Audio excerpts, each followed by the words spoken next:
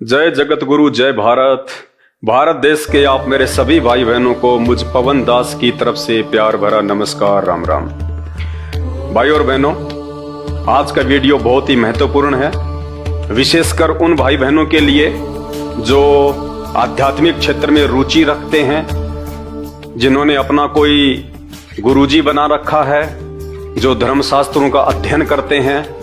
आज उन भाई बहनों को 1 लाख रुपए घर बैठे कमाने का सुनहरा मौका है। जी हां, आप 1 लाख रुपए कमा सकते हैं आज। ये वीडियो अंत तक पूरा देखकर, स्क्रीन पे आप देख रहे होंगे, बस एक सवाल का जवाब दो, आधा घंटे में 1 लाख रुपए कमाओ। आप कितने ही भाई बहन 1 लाख रुपया कमा सकते हैं? कोई लक्की ड्रॉ नहीं निकाला जाएगा, कोई 5 लोगों को चूज नहीं किया जाएगा। आप जितने भी लोग मुझे गलत साबित करेंगे, मैं आपसे 20 क्वेश्चन करूंगा। 20 क्वेश्चन, आपने केवल मुझे 1 क्वेश्चन पे गलत साबित करना है। और यदि आपने मुझे प्रमाणों के साथ गलत साबित कर दिया तो 1 लाख रुपए जो आप मेरे हाथ में देख रहे हैं, ये आपके हो सकते हैं। 1 लाख रुपए कमाने के लिए आज के टाइम में व्यक्ति को कितनी मेहनत करनी पड़ती है, कितनी भागा दौड़ करनी पड़ती है, कितना परेशान होना पड़ता है, तब कहीं जाके 1 लाख रुपया 2-3 महीने बाद उसकी पॉकेट में आता है। और यहां सिर्फ आधा घंटे में, जी हां, तरीका क्या है? केवल आपने अपने मोबाइल में रोजाना आधा घंटे सत्संग सुनना है। जी हां, केवल आधा घंटा रोजाना आपने अपने मोबाइल पे सत्संग सुनना है। झूठ नहीं बोलना, मार्केट में नहीं जाना, LIC के लिए लोगों से किस्तें लेके नहीं आना, सिर्फ घर बैठे, ऑफिस बैठे, गाड़ी में चलते फिरते, पार्क में बैठे बैठे केवल आधा घंटे आपने अपने मोबाइल पे सत्संग सुनना है। और यदि आपने मुझे 20 क्वेश्चन में से किसी एक क्वेश्चन के आंसर में भी प्रमाणों के साथ में गलत साबित कर दिया तो ये 1 लाख रुपया आपका हो सकता है। तो चलिए हम शुरुआत करते हैं आज के वीडियो की। वीडियो बहुत ही महत्वपूर्ण है, अंत तक देखिएगा। और यदि आप मुझे एक भी सवाल के जवाब में गलत साबित नहीं कर पाते हैं तो मैं आपको एक ऑप्शन दूंगा। ऑप्शन ये है, आप इस सवाल के जवाब को ढूंढने में अपने परिवार की मदद ले सकते हैं, अपने घर वालों की मदद ले सकते हैं, यार दोस्तों की मदद ले सकते हैं, और आप अपने गुरुजनों की भी मदद ले सकते हैं। वो गुरुजन जो आपको आध्यात्मिक पाठ पढ़ाते हैं, वो गुरुजी जो आपको भागवत की कथाएं सुनाते हैं, रामायण का पाठ करते हैं, महाभारत का पाठ करते हैं, आप उन गुरुओं से भी मदद ले सकते हैं। और वो गुरुजन भी 1 लाख रुपया कमा सकते हैं। जो गुरुजन हमारे सभी धर्मशास्त्रों के प्रकांड ज्ञाता हैं, जिन्होंने एक एक वाणी, दोहे, चौपाई और श्लोक को घोट घोट के पी रखा है, वो धर्म गुरु 1 लाख रुपया कमा सकते हैं घर बैठे। आप मार्केट में जाते हो, जागरण करते हो, कितना समय बर्बाद करते हो, पूरी रात अपना थूक बिलोते हो, भजन गाते हो, कथा करते हो, तब कहीं जाके आपको सुबह 1 लाख रुपया मिलता है। यहां केवल आपको घर बैठे आधा घंटे में 1 लाख रुपया मिल रहा है। गुरुजी 1 लाख रुपया, कहीं नहीं जाना, सिर्फ मैं आपसे 20 क्वेश्चन करूंगा और आपने 20 के जवाब नहीं देने। कितना आसान है। केवल 20 में से यदि आपने 1 सवाल के जवाब में भी मुझे गलत साबित कर दिया, ये 1 लाख रुपया आपकी जेब में। तो चलिए शुरू करते हैं आज का पहला सवाल। जी हां भाई और बहनों, आप पीछे स्क्रीन पर देख रहे हैं, ये मेरा आपसे पहला सवाल है। यदि आप मुझे इसके जवाब में गलत साबित कर देते हैं तो आप 1 लाख रुपया जीत सकते हैं। गलत साबित करो 1 लाख रुपया पाओ। सवाल क्या है जो मैंने आपसे किया है? मां दुर्गा के पति का नाम काल है। जी हां, दुर्गा माता है, उनके हस्बैंड का नाम, उनके पति देव का नाम काल भगवान है, काल निरंजन। जी हां, यदि आप मुझे गलत साबित कर दें, किसी भी हिंदू धर्मशास्त्र को उठा के, तो 1 लाख रुपया आप जीत सकते हैं। और निश्चित तौर पे भाइयों और बहनों, यदि आप अपने धर्म गुरुओं की मदद लेंगे, जो धर्म गुरु आपको सभी आध्यात्मिक सदग्रंथों से आपको ये कथाएं सुनाते हैं, रामायण सुनाते हैं, महाभारत सुनाते हैं, श्री भागवत की कथा सुनाते हैं, निश्चित तौर पे आपके धर्मगुरु 1 लाख रुपया जीतने में आपकी मदद कर सकते हैं। यदि आपके पास इस सवाल का जवाब नहीं है तो मैं आपसे प्रार्थना करूंगा, 1 लाख रुपया जीतने का मौका मत गवाइए। आप अब की बार जब भी आश्रम में अपने गुरुदेव के पास में जाएं, आप उनकी कथा में जाएं, तो आप उनके सामने ये सवाल रखिए कि गुरुदेव, शेरा वाली माता दुर्गा के पति का नाम क्या है?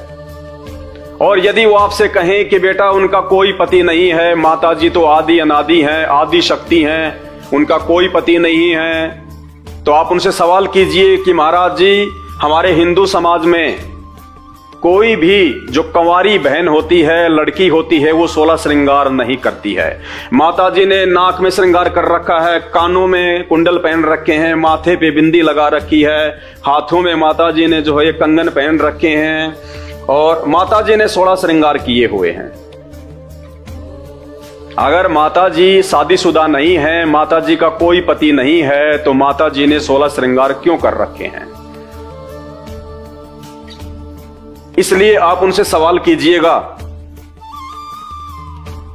अगर आपके धर्म गुरु इस बात का जवाब नहीं दे सकते हैं, या आपके पास इस बात का कोई जवाब नहीं है, तो 1 लाख रुपए आप नहीं जीत सकते।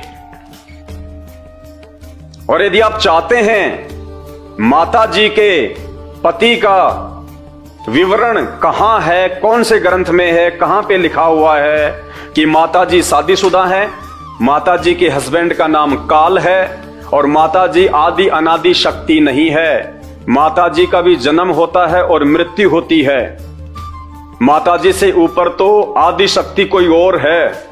यदि आप इसका सही जवाब चाहते हैं और आप अपने आध्यात्मिक जीवन की दिशा को सही रास्ते पे लेके जाना चाहते हैं, तो आप YouTube पे जाके सर्च करें सृष्टि रचना संत रामपाल जी महाराज। जी हां, आपको इस सवाल का हमारे धर्म ग्रंथों से, हमारे धर्म शास्त्रों से बिल्कुल प्रमाणित जवाब मिलेगा। और आप अपने धर्म गुरुओं का भी मुंह बंद कर सकते हैं। आप अपने गुरुदेव को जाके कह सकते हैं कि गुरुदेव, इतने दिनों से आपने हमें क्यों मूर्ख बनाया? आपने क्यों नहीं बताया कि माता जी से ऊपर भी कोई शक्ति है, माता जी से ऊपर भी कोई भगवान है, और माता जी तो शादीशुदा है, माता जी की भी जन्म और मृत्यु होती है। आज तक आप लोगों ने हमें क्यों नहीं बताया? जबकि हमारे ही धर्म ग्रंथों में, श्री भागवत देवी पुराण में लिखा हुआ है। गीता जी इसका प्रमाण दे रही है। तो भाइयों और बहनों, एक मौका है आपके पास में। इस सवाल का जवाब यदि आप कहीं से भी ढूंढ के ला सकते हैं, क्योंकि भक्ति का जो विधान है वो केवल 4 वेद हैं और पवित्र गीता जी हैं। ये भक्ति का संविधान है, अध्यात्म का संविधान है। यदि आप इस सवाल का जवाब दे सकते हैं तो 1 लाख रुपए आपके, और यदि आप नहीं दे सकते हैं, आपके धर्मगुरु नहीं दे सकते हैं, और यदि आप चाहते हैं कि मैं इसके विषय में और अधिक जानकारी प्राप्त करूं, मैं अपने आध्यात्मिक दायरे को और बढ़ाऊं, आज तक हम लोगों ने नहीं सुना कि माता जी का भी कोई पति है, माता जी आदि शक्ति नहीं है, माता जी से ऊपर तो और भगवान हैं, माता जी हमारे को पूर्ण मोक्ष नहीं दे सकती है, माता जी की भक्ति से हम 84 लाख योनियों में जाके पशु पक्षियों के जीवन भोगने से नहीं बच सकते हैं। यदि आप इन सभी बातों की विस्तार से और प्रमाणित जानकारी चाहते हैं, तो आपके पास पूरे विश्व में केवल एक ही ऑप्शन है। आप YouTube पे जाके सर्च करें सृष्टि रचना संत रामपाल जी महाराज। आपको हमारे हिंदू धर्मशास्त्रों से प्रमाणित जवाब संत रामपाल जी के द्वारा दिखाया जाएगा। तो यह है आज का हमारा पहला सवाल। यदि आप जवाब दे पाते हैं तो 1 लाख रुपए आपके। यदि आप जवाब नहीं दे पाते हैं, आपके धर्मगुरु भी जवाब नहीं दे पाते हैं, तो आपने ऐसे अज्ञानी धर्मगुरुओं का पीछा छोड़ देना चाहिए जो मरने के बाद आपको 84 लाख योनियों में ठोकने वाले हैं। और समय रहते इस मानव जन्म का सदुपयोग कीजिए। ये मनुष्य योनि केवल परमात्मा प्राप्ति के लिए मिलती है, सच्ची भक्ति करने के लिए मिलती है। और उसके लिए आप संत रामपाल जी के YouTube पे जाके सत्संग सुनना शुरू कीजिए। निश्चित तौर पे आपकी आंखें खुलने वाली हैं। देखिए, भक्ति का जो संविधान है केवल हमारे धर्म ग्रंथ हैं। बाकी कोई भी धर्मगुरु यदि आपको कोई भी उल्टी सीधी बात बताता है, कोई भी उल्टा सीधा मंत्र जाप करने को देता है, तो वो उसकी अपनी मनमुखी सोच है। उससे आपका कोई कल्याण नहीं होना है। यदि आपके भाग्य में दुख आने हैं तो आके रहेंगे वो भक्ति, और वो आपके नकली धर्मगुरु आपका बचाव नहीं कर सकते। भक्ति का संविधान केवल हमारे धर्म ग्रंथ हैं, चारों वेद और गीता जी, क्योंकि गीता जी चारों वेदों का सार है। इस बात को और अच्छे से समझने के लिए हम सहारा लेते हैं कोर्ट रूम का। जी हां, कोर्ट रूम का। ये आप देख रहे हैं, यहां पे एक जज साहिबा बैठी हुई हैं, नीचे 2 वकील हैं।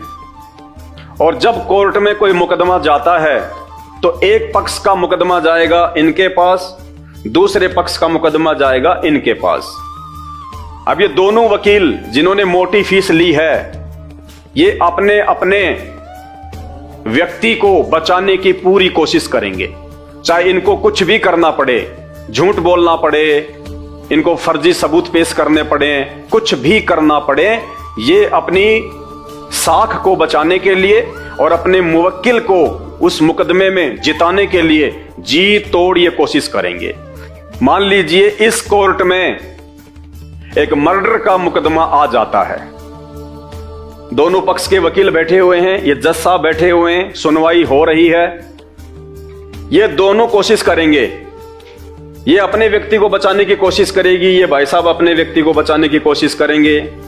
ये कहेंगे कि जज साहब इस मुकदमे में ये धारा नहीं लगती, ये कहेंगे जज साहब इस मुकदमे में ये धारा नहीं लगती है, जज साहब इस व्यक्ति ने ये कांड नहीं किया है, जज साहब इस व्यक्ति ने यही कांड किया है। ये दोनों वकील अपनी अपनी तरफ से पूरी कोशिश करेंगे। अब ये जज साहिबा क्या करेंगी, ये इन दोनों की बातें बड़ी ध्यान से सुनेंगी और इन दोनों की बातें सुनने के बाद में जब ये निर्णय लेती हैं, जब ये कोई जजमेंट देती हैं, तो ये इन वकीलों की बातों के आधार से नहीं देती हैं कि वकीलों ने जैसा बोल दिया वैसा इन्होंने फैसला दे दिया। ये इन दोनों की बातें बड़ी ध्यान से सुनेंगी और ध्यान से सुनने के बाद में फिर ये खुद निर्णय करेंगे कि वास्तव में इस व्यक्ति ने क्या अपराध किया है और इस अपराध की सजा क्या है। अब वो कहां से निर्णय करेंगी कि इस अपराध की क्या सजा है, ये ग्रंथ देख रहे हैं आप, ये कानून की किताब है, ये कानून का संविधान है। ये यहां से निर्णय करेंगी, ना कि इन वकीलों की बातों पे यकीन करेंगी। ये वकील तो झूठ भी बोल सकते हैं, फर्जी दस्तावेज भी पेश कर सकते हैं अपने व्यक्ति को अपनी फीस के चक्कर में बचाने के लिए, लेकिन अंतिम निर्णय जो इसने करना है वो केवल संविधान से करना है। ठीक इसी प्रकार भक्ति का जो संविधान है वो ये नकली धर्मगुरु नहीं है, ये धर्मगुरु नहीं है। मान लीजिए ये धर्मगुरु हैं और आपको भक्ति करनी है, आपको पूर्ण मोक्ष प्राप्त करना है, अपने वर्तमान समय में भी आपको सुख सुविधाएं जो है वो प्राप्त करनी है भक्ति से, तो ये धर्मगुरु जो हैं इनकी मनमुखी बातों पे हमने यकीन नहीं करना है। हमने यकीन करना है हमारे सदग्रंथों के आधार से। हमारे जो धर्म ग्रंथ हैं, चारों वेद, गीता जी, ये भक्ति का आधार है, भक्ति का संविधान है। कोई भी गुरु आपको कोई भी भक्ति बताए, कोई भी साधना बताए, कोई भी आपको जप करने का मंत्र दे दे, तो आपने ये निर्णय करना है कि मुझे गुरुजी ने जो आरती दी है, जो मंत्र दिया है, जो विधि बताई है, जो कर्म कांड बताए हैं, क्या वो कर्म कांड करने का आदेश गीता जी में और चारों वेदों में है या नहीं। यदि गीता जी में और चारों वेदों में उस भक्ति का कोई नामो निशान नहीं है, जो हमारे को इन धर्मगुरुओं के द्वारा जो भगवान बताए जा रहे हैं कि ये पूर्ण परमात्मा है, ये सर्वशक्तिमान है, आप इनकी भक्ति करो, आपकी मुक्ति हो जाएगी, आपको सुख प्राप्त होंगे, तो जो मंत्र और जो भगवान हमारे धर्मगुरु हमें बता रहे हैं, क्या वो मंत्र जाप चारों वेदों में और गीता जी में क्या प्रमाणित हैं? अगर नहीं है तो वो मनमुखी भक्ति है, और मनमुखी भक्ति से ना आपका वर्तमान जीवन सही होगा, एक समय ऐसा आएगा आपके परिवार पे दुखों के पहाड़ टूट पड़ेंगे। उस समय वो मनमुखी साधना, मनमुखी मंत्र, वो नकली भगवान और वो अज्ञानी धर्मगुरु आपका कोई साथ नहीं देंगे। तो भक्ति का आधार है हमारे धर्म ग्रंथ, चारों वेद और गीता जी। अगर इनमें आपके गुरुजी के द्वारा बताई गई भक्ति साधना प्रमाणित नहीं है, तो आप बहुत बड़े धोखे में जी रहे हैं, और इस धोखे से बाहर आपको वर्तमान में केवल एक ही महापुरुष निकाल सकते हैं, संत रामपाल जी भगवान। यूट्यूब पे जाके आप उनके सत्संग सुनना शुरू कीजिए। सृष्टि रचना संत रामपाल जी भगवान। यदि आप सृष्टि रचना से अपरिचित रहेंगे, आप किसी भी धर्म ग्रंथ को, किसी भी भगवान को कभी नहीं समझ पाएंगे। सृष्टि रचना इन सभी धर्म ग्रंथों को समझने की मास्टर की है, और ये सृष्टि रचना इस पूरे विश्व में केवल संत रामपाल जी ने हमारे ही धर्म ग्रंथों से निकाल के अपने सत्संगों में बताई है। तो चलिए अब हम आगे बढ़ते हैं अपने दूसरे सवाल की तरफ। यदि आप दूसरे सवाल के जवाब में मुझे गलत साबित कर देते हैं, तो ये 1 लाख रुपए आप जीत सकते हैं। जी हाँ, 20 सवाल हैं, ध्यान से सुनिए। एक का भी यदि आपने सही जवाब दे दिया, यदि आपने मुझे गलत साबित कर दिया, आप 1 लाख रुपया जीत सकते हैं घर बैठे। अगला सवाल। जी हां दोस्तों, यह है हमारा अगला सवाल। गलत साबित करो 1 लाख रुपया पाओ। और क्या सवाल है? ब्रह्मा विष्णु महेश की मां का नाम दुर्गा और पिता का नाम काल है। जी हां, ब्रह्मा विष्णु महेश, जिनको हम सुप्रीम पावर मान के पूज रहे हैं, हमारे अज्ञानी और नकली धर्म गुरुओं के कहने पे। क्योंकि इन धर्म गुरुओं ने इन शास्त्रों को तो जरूर पढ़ा, लेकिन इन शास्त्रों में से ये सार को नहीं निकाल पाए, वो तत्व ज्ञान को नहीं निकाल पाए, जिस कारण से ये समझ ही नहीं पाए कि एक सर्वशक्तिमान भगवान या परमात्मा कौन है, जो सबका उत्पत्ति करता है, जिसकी भक्ति करने से हमारे को मुक्ति मिलेगी। तो आज का सवाल दूसरा, ब्रह्मा विष्णु महेश की मां का नाम है दुर्गा और इनके पिताजी का नाम है काल। यानी ब्रह्मा विष्णु महेश की भी जन्म और मृत्यु होती है, ये भी जन्मते हैं और मरते हैं, इनके भी माता पिता हैं। जबकि आज से पहले हमारे धर्म गुरुओं ने आप और हमारे को यही बताया कि ब्रह्मा विष्णु महेश तो आदि अनादि हैं, ये ना कभी जन्मते हैं ना कभी ये मरते हैं, और सारे संसार की उत्पत्ति इन्हीं से हुई है। जबकि संत रामपाल जी भगवान ने आके बताया, धर्म ग्रंथों से दिखाया कि बच्चों किस भूल में जी रहे हो। ये नकली धर्म गुरु शरीर छोड़ने के बाद तुम्हें 84 लाख योनियों में ठोकने वाले हैं। इनकी साधना से, इनकी भक्ति से मुक्ति नहीं है, ये तुम्हारा मार्गदर्शन सही नहीं कर रहे हैं। तो यदि आप इस पॉइंट पे मुझे झूठा साबित कर दें कि ब्रह्मा विष्णु महेश की कोई माता पिता नहीं है, तो ये 1 लाख रुपए आपके हो सकते हैं। प्रमाणित करना पड़ेगा शास्त्रों से कि ब्रह्मा विष्णु महेश के माता पिता नहीं हैं। आप अपने धर्मगुरुओं की मदद ले सकते हैं। आपके धर्मगुरु तो निश्चित तौर पे आपकी सहायता करेंगे, क्योंकि वो तो सारे वेद और ग्रंथों के मर्मज्ञ हैं। उन्होंने तो घोट के पी रखे हैं। वो तो जरूर आपको 1 लाख रुपए जीतने में आपकी मदद करेंगे। तो आप अपने धर्मगुरु की मदद लीजिए। अब की बार जब आप उनके सत्संग सुनने जाएं तो ये सवाल आप उनसे जरूर करें कि गुरुदेव 1 लाख रुपए जीतने का मौका मेरे हाथ से जा रहा है और आप मेरी अंतिम उम्मीद हैं, मुझे उम्मीद है कि आप मेरी मदद जरूर करेंगे। तो बताइए गुरुदेव, ब्रह्मा विष्णु महेश के माता पिता कौन हैं? क्या ब्रह्मा विष्णु महेश की माता का नाम शेरावाली दुर्गा और उनके पिता का नाम काल है? और यदि आपके गुरुदेव कहते हैं कि नहीं बेटा, ब्रह्मा विष्णु महेश के कोई माता पिता नहीं हैं, तो ये 1 लाख रुपए आपके नहीं हो सकते, क्योंकि आपका जवाब गलत है। और यदि आपको सही जवाब चाहिए तो आप संत रामपाल जी महाराज जी के सत्संग यूट्यूब पे जाके सुनना शुरू कर दीजिए। आपकी आंखों के तार से निकलने शुरू हो जाएंगे कि किस अंधकार में जीवन जी रहे थे हम तो इन नकली गुरुओं की शरण में आके भक्ति और भगवान के आसपास भी नहीं हैं। आसपास भी आपका कुमार्ग दर्शन कर रहे हैं वो लोग, आपके मानव जीवन को बर्बाद कर रहे हैं वो नकली धर्मगुरु, जो आज तक इन्हीं धर्म ग्रंथों से ये नहीं ढूंढ निकाल पाए, ये नहीं समझ पाए कि ब्रह्मा विष्णु महेश के माता पिता कौन हैं। और संत रामपाल जी ने पूरी दुनिया के सामने इन्हीं सदग्रंथों से प्रमाणित कर दिया कि ब्रह्मा विष्णु महेश की माता का नाम दुर्गा शेरावाली और उनके पिता का नाम काल है, ज्योति निरंजन।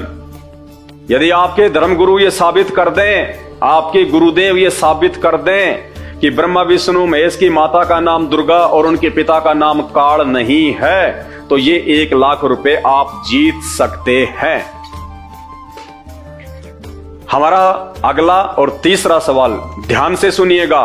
हो सकता है तीसरे सवाल का जवाब तो आपके गुरुजी जरूर दे देंगे, क्योंकि इतना तो ज्ञान होगा। जब इतने वर्षों से ये लोग ग्रंथ पढ़ रहे हैं, भागवत की कथाएं कर रहे हैं, आप लोगों को मीठे मीठे प्रवचन सुनाते हैं, तो निश्चित तौर पे 20 में से 1 का तो सही जवाब उनके पास में मिलेगा ही मिलेगा। तो वीडियो अंत तक पूरा ध्यान से देखिए और कोशिश कीजिए कि आज 1 लाख रुपए आप जीत लें, वरना भाई धिक्कार है आपके गुरुजी को और आपकी भक्ति करने को। क्योंकि जो भी सवाल आपसे पूछे जा रहे हैं वो वही सवाल हैं जो हमारे देवी देवता हैं, जिनकी हम लोग भक्ति कर रहे हैं, जिनकी कथाएं हमारे गुरुदेव हमें रोज सुनाते हैं। तो 20 में से 1 सवाल का जवाब तो मिलना चाहिए। अगर आप नहीं दे पाते हैं तो बताइए, क्या आपने सत्संग सुने, क्या आपने वो कथाएं सुनी फिर, और क्या आपके धर्मगुरुओं ने आपको कथाएं सुनाई? इसका मतलब वो टाइम पास कर रहे हैं अपने धार्मिक धंधे के लिए और आप भी अपना टाइम पास करने के लिए जाते हैं। तो भाई ये जो मानव जन्म मिला है ना, ये मनुष्य योनि जो 84 लाख योनियों के बाद मिलती है, ये टाइम पास के लिए नहीं मिलती है। इसका एक एक क्षण बड़ा कीमती है। तो अगला सवाल ध्यान से सुनिए। यह है हमारा अगला सवाल। गलत साबित करो 1 लाख रुपए पाओ। हमारे को जन्म देने और मारने के पीछे काल का स्वार्थ है। हां जी, दास आपसे सवाल कर रहा है कि हम सभी लोगों को, जितने भी मानव शरीरधारी स्त्री और पुरुष हैं पूरे विश्व में, रोज जो मर रहे हैं, कोई एक्सीडेंट में, कोई शराब पी के, कोई बीमारी से, कोई वैसे मर रहा है, हम सबको मारने के पीछे एक ही भगवान का स्वार्थ है, काल का, जो कि दुर्गा जी का पति है और ब्रह्मा विष्णु महेश का पिताजी है। उसको कहते हैं काल। इस काल का स्वार्थ है। दुनिया के जितने भी व्यक्ति मरते हैं उन सबको मारने के पीछे इसका हाथ है, इसका स्वार्थ है। ये अपने स्वार्थ के लिए आप और हमारी मृत्यु करता है। सवाल कीजिए अपने धर्म गुरुओं से कि गुरुदेव, क्या हम सबको मारने और जन्म देने के पीछे किसी काल का स्वार्थ है?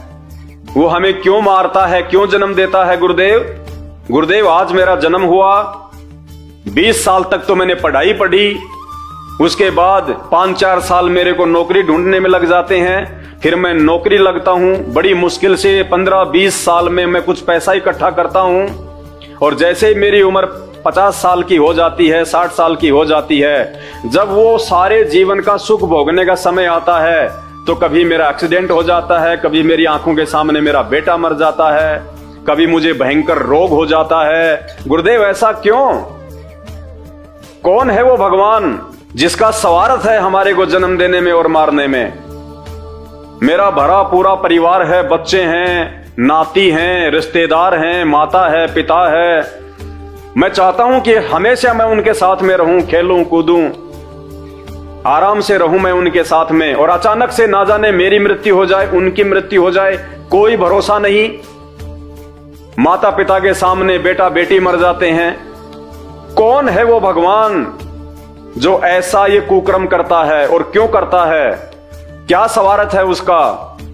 तो आप ये सवाल अपने धर्मगुरुओं से कीजिएगा, अगर आपके पास में जवाब है। और यदि आप ये सोचते हैं कि हमारे को जन्म देने और मारने में किसी काल का कोई स्वार्थ नहीं है, तो आप अपने धर्म ग्रंथों से साबित कीजिएगा।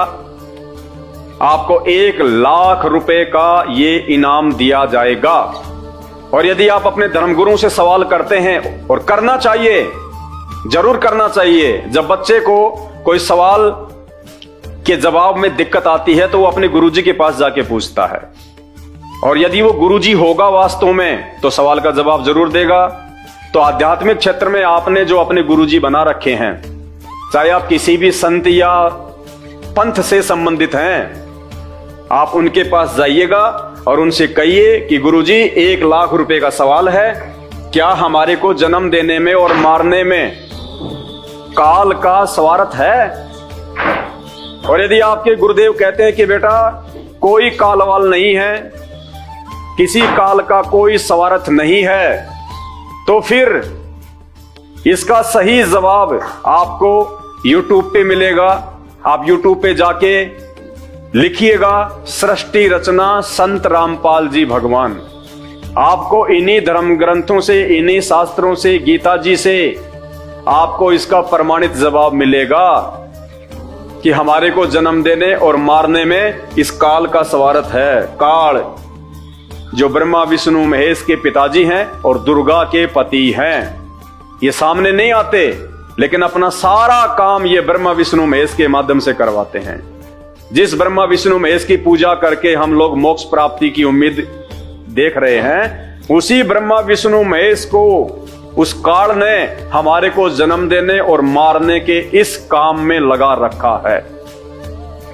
तो यदि आपके धर्मगुरु इसका जवाब नहीं दे पाते हैं, तो आप YouTube पे जाके सर्च करें सृष्टि रचना संत रामपाल जी भगवान। आपको एक्यूरेट प्रमाणित इन्हीं धर्म ग्रंथों से जवाब मिलेगा कि हां, और आपकी आंखें खुलेंगी कि हम किस अंधकार में जी रहे थे। हमारे धर्म गुरुओं को तो भक्ति मार्ग का ABCD का भी नहीं पता, भले वो मीठी मीठी कहानियां बताते हैं, वो कथाएं सुनाते हैं केवल अपने धार्मिक धंधे के लिए।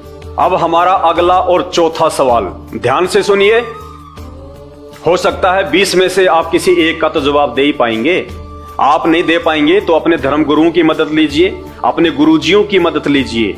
आपके गुरुजी तो बड़े विद्वान हैं, वो तो जवाब देंगे ही देंगे, क्योंकि वो तो दिन रात इन ग्रंथों को पढ़ते हैं, आपको सुनाते हैं, तो उनको तो हर बात का पता होना चाहिए।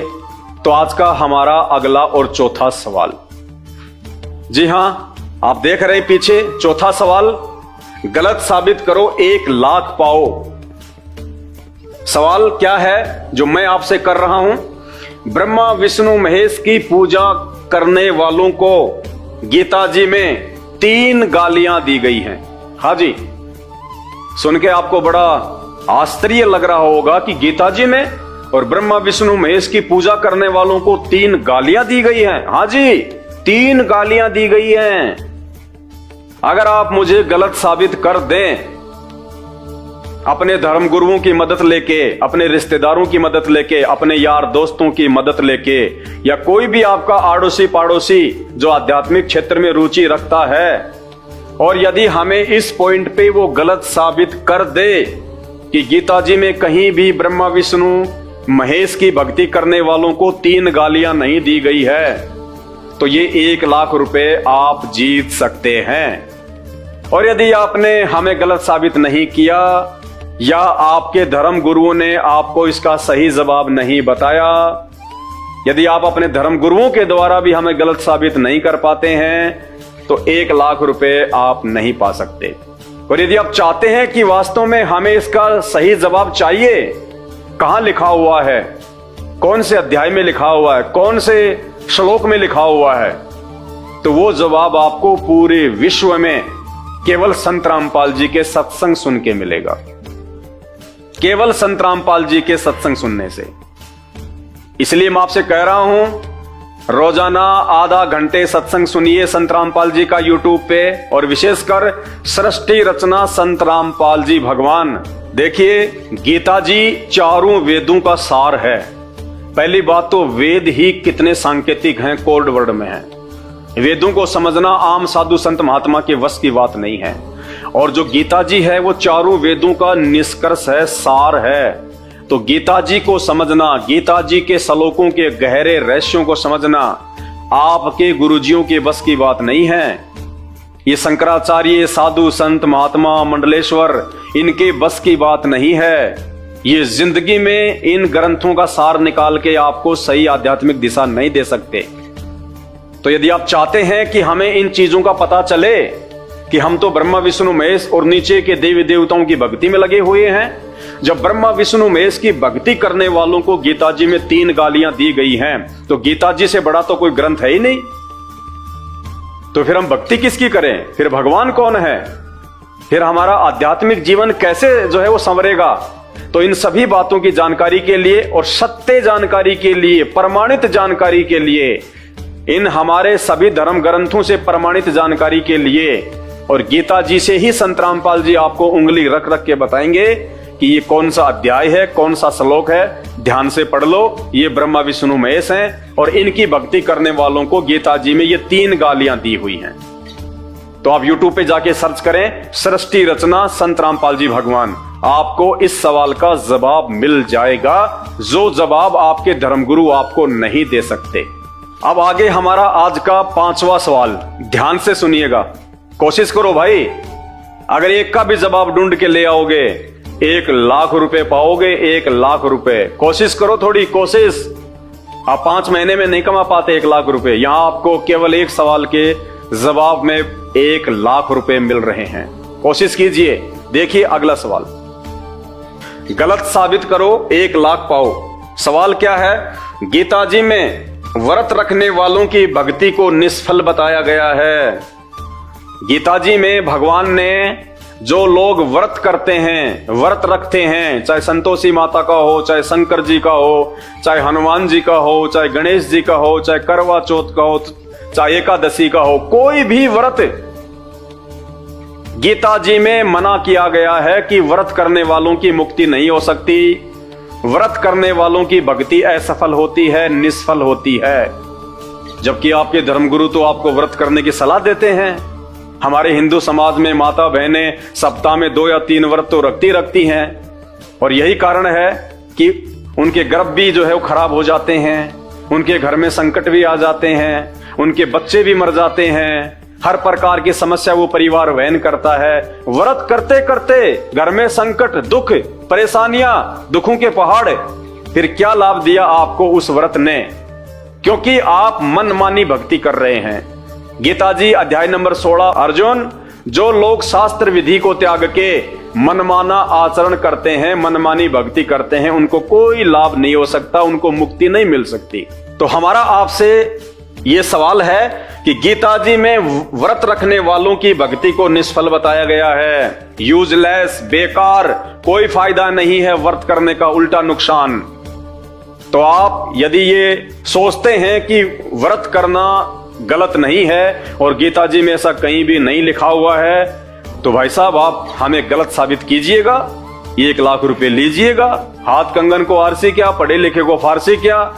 गीता जी आपके धर्मगुरुओं के पास में है, आपके घर पे भी होगी, नहीं तो मार्केट में 100-150 रुपए की मिलती है। 100-150 रुपए खर्च करके यदि आप 1 लाख रुपए कमा रहे हैं तो देरी किस बात की?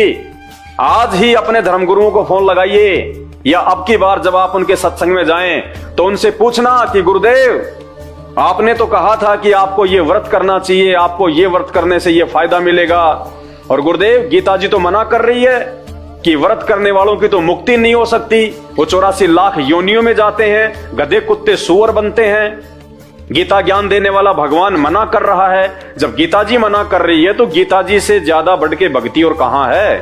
भक्ति की जानकारी तो गीता जी में ही है।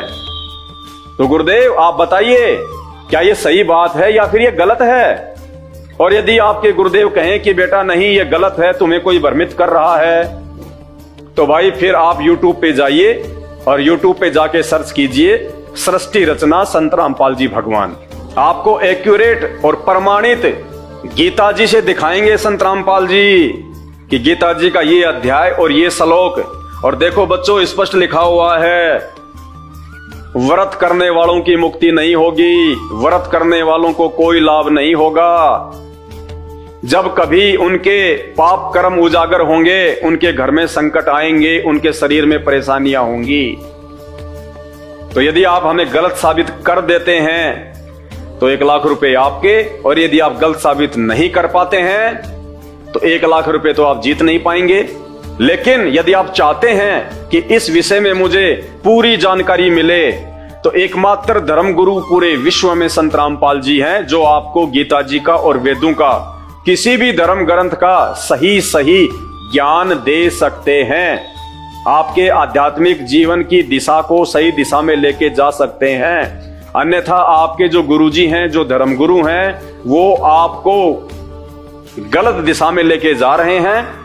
और ये शरीर छूटने के बाद आप गधे कुत्ते सुअर बनने से, अर्थात 84 लाख योनियों में जाके महा दुख भोगने से नहीं बच सकते। भाई और बहनों, विचार करो, ये आप लोगों पे उस परमपिता परमेश्वर की कोई विशेष मेहर है जो आपको इस प्रकार के वीडियो देखने और सुनने को मिल रहे हैं, ताकि आप अपनी आंखें खोलें। ये भक्ति मार्ग है, कोई मजाक नहीं है। इन 84 लाख योनियों से बचने का एकमात्र साधन ये शरीर है। और ये शरीर से केवल यदि हम सही साधना करेंगे, सही भगवान को चूज करके, सही सतगुरु को चूज करके अगर भक्ति करेंगे, तो हम इन 84 लाख योनियों से बाहर हो सकते हैं। अन्यथा अगला जन्म गधा कुत्ता सुअर फिर कोई नहीं समझाएगा, और समझाएगा तो आप समझने के लायक भी नहीं रहेंगे, क्योंकि ये बातें आपको केवल इस मानव शरीर में समझ आ सकती हैं। तो भाई और बहनों, अब हम बढ़ते हैं अगले सवाल की तरफ, और कोशिश कीजिएगा कि आज आप 1 लाख रुपए जीतें। अगर आप जवाब नहीं दे पाते हैं, यदि आप हमें गलत साबित नहीं कर पाते हैं, तो आप अपने धर्म गुरुओं की मदद लीजिए, अपने गुरुजियों की मदद लीजिए। और यदि आपके धर्मगुरु, आपके गुरुजी भी आपकी मदद नहीं कर पाते हैं, तो भाई धिक्कार है ऐसे धर्म गुरुओं को जो रात दिन इन धर्म ग्रंथों का अध्ययन करते हैं। इन धर्म ग्रंथों को पढ़ने के बाद में इनमें लिखी हुई कथा और कहानियां आप जैसे भोले भाले भक्तों को सुनाते हैं, और धर्म के नाम पे अपने दान पेटियां भर रहे हैं। भाई धिक्कार है ऐसे धर्म गुरुओं को। और उसके बावजूद भी यदि आप उनके शरण में बने रहते हैं, तो कहीं न कहीं आपका भी स्वार्थ है। अन्यथा जो बुद्धिमान व्यक्ति होगा, वो ऐसे नकली धर्म गुरुओं को त्याग देगा जो आपका मानव जीवन बर्बाद कर रहे हैं अपने स्वार्थ के लिए। तो चलिए अब बढ़ते हैं अगले सवाल की तरफ। अगला सवाल, गलत साबित करो 1 लाख रुपए पाओ। सवाल क्या है? मरने के बाद देवराज इंद्र कौन है? 33 करोड़ देवी देवताओं का राजा इंद्र। मरने के बाद देवराज इंद्र का अगला जन्म गधे के शरीर से शुरू होता है। जी हां, ये विधान है परमात्मा का। देवताओं के राजा इंद्र की अगली योनि गधे से शुरू होती है। यानी वर्तमान में जो देवताओं का राजा इंद्र है, जब वो मरेगा, शरीर छोड़ेगा, उसके बाद उसको अगला शरीर सीधा गधे का मिलेगा, लक 84 योनियां भोगेगा। यदि आप हमें गलत साबित कर देते हैं कि ऐसा कुछ भी नहीं है, मरने के बाद इंद्र गधे के शरीर में नहीं जाता है, तो 1 लाख रुपए हंसते हंसते हम आपको देंगे। और यदि आपको जानना है इस विषय में गहराई से कि वास्तव में देवताओं का राजा इंद्र भी मरने के बाद इस मृतलोक में आएगा, 84 लाख योनियां भोगेगा और सीधा सीधा वो गधे की योनि में, तो भाइयों इसके लिए आपको YouTube पे जाके सर्च करना पड़ेगा सृष्टि रचना संत रामपाल जी भगवान, और संत रामपाल जी के शास्त्र प्रमाणित सत्संग सुनना शुरू कीजिए। आपकी आंखों का मोतियाबिंद हट जाएगा। जो अज्ञानता का पर्दा इन नकली धर्म गुरुओं ने आपकी आंखों पे डाल रखा है वो हट जाएगा। आपको दूध का दूध और पानी का पानी अलग अलग दिखाई देने लगेगा। आप अपने सिर पे हाथ मारोगे कि हे परमात्मा, इन नकली धर्म गुरुओं के पीछे हम अपना अनमोल मानव जन्म बर्बाद कर रहे थे। इन्होंने आज से पहले हमारे को यह सच्चाई क्यों नहीं बताई? जब देवताओं का राजा इंद्र ही मरने के बाद में सीधा गधा बनता है तो बाकी देवी देवता तो हैं ही क्या, उनकी तो औकात ही क्या है। इसीलिए तो रावण ने 33 करोड़ देवी देवताओं को अपनी जेल में डाल रखा था, क्योंकि ये समर्थ नहीं हैं। ये स्वयं किसी और की भक्ति करते हैं। इनकी भक्ति करने से हमारा आत्म कल्याण नहीं हो सकता। जब ब्रह्मा विष्णु महेश की भक्ति करने वालों को गीता जी में 3 गालियां दी गई हैं और देवताओं का राजा इंद्र मरने के बाद में सीधा गधा बनता है, तो इंद्र से नीचे जितने भी 33 करोड़ देवी देवता हैं, इनकी भक्ति से हमारी मुक्ति कहां हो जाएगी? भाइयों और बहनों, आंखें खोलो। आप अपने और अपने परिवार का सत्यानाश मत करो। ये नकली धर्म गुरु आप और हमारे से भी नीचे कैटेगरी के हैं। इन्होंने ग्रंथों को जरूर पढ़ा, लेकिन ये ग्रंथों के सार को नहीं निकाल पाए, क्योंकि बिना तत्वदर्शी संत की शरण ग्रहण किए बिना हम किसी भी धर्म ग्रंथ को नहीं समझ सकते। हम अध्यात्म के विषय में कुछ भी नहीं जान सकते। ये नकली और पाखंडी धर्म गुरु जो गांव गांव शहर शहर में बैठे हुए हैं, सैकड़ों की संख्या में बड़े बड़े आश्रम खोलकर बैठे हुए हैं, आपको ऊंचे ऊंचे स्टेज लगाकर भागवत की कथा करते नजर आते हैं। लंबी लंबी दाढ़ी और जटा बढ़ा रखी है, काले पीले नीले वस्त्र पहन रखे हैं। इनको भक्ति मार्ग के विषय में, अध्यात्म के विषय में ABC भी नहीं पता है। ये केवल अपना मनमाना आचरण आप लोगों के ऊपर थोप रहे हैं, आपका जीवन बर्बाद कर रहे हैं। इस जीवन को आबाद कीजिए। ये मानव शरीर बार बार नहीं मिलता, 84 लाख योनियां भोगने के बाद एक बार मिलता है। और इस मानव जीवन को आप सिर्फ और सिर्फ संत रामपाल जी भगवान के सत्संग सुन के ही सफल बना सकते हैं, अन्यथा मरने के बाद 84 लाख योनियां निश्चित हैं। आपके धर्मगुरु आपको उन योनियों से छुटकारा नहीं दिला सकते, क्योंकि आपसे पहले वो स्वयं उन योनियों में जाएंगे। तो उनसे सवाल कीजिएगा कि गुरुदेव, क्या देवताओं का राजा इंद्र भी मरने के बाद गधा बनता है? क्या आप इस बात को प्रमाणित कर सकते हैं, जबकि हमारे ही ग्रंथों में लिखा हुआ है? और यदि आपके गुरुजी कहते हैं कि नहीं बेटा ये तो झूठ है, ये तो पाखंड है, तो फिर आप YouTube पे जाके संत रामपाल जी के सत्संग सुनना शुरू कर दीजिए। रोजाना 1 घंटा, आधा घंटा, जैसे भी आपको समय मिलता है, आपको संत रामपाल जी इन्हीं ग्रंथों से निकाल के दिखा देंगे पूरी जीवन हिस्ट्री 33 करोड़ देवी देवताओं की, ब्रह्मा विष्णु महेश की, दुर्गा जी की, उसके पति काल की, और इन सब से ऊपर वो आदि शक्ति कौन है जो पूरी सृष्टि का संचालन करता है, जो सबका परम पिता परमेश्वर है। आपकी आंखें खुलेंगी।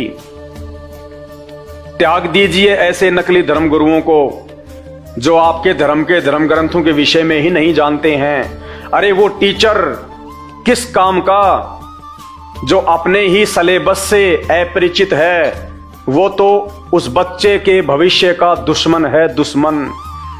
तो इसी प्रकार ये जितने भी धर्मगुरु हमारे देश में हैं, केवल एकमात्र संत रामपाल जी को छोड़कर जितने भी ये शंकराचार्य, संत, महंत, मठाधीश, 1008 की उपाधि लेके बैठे हुए परमहंस, परम संत, और बाकी छोटे मोटों की तो गिनती ही नहीं, ये सब के सब नकली हैं। ये धर्मगुरु कहलाने के अधिकारी नहीं हैं। ये तो इन धर्म ग्रंथों को हाथ लगाने के भी अधिकारी नहीं हैं, सिवाय संत रामपाल जी महाराज के। तो चलिए अब आगे बढ़ते हैं अगले सवाल की तरफ। अगला सवाल आप स्क्रीन पे देख रहे हैं। गलत साबित करो और 1 लाख रुपए पाओ।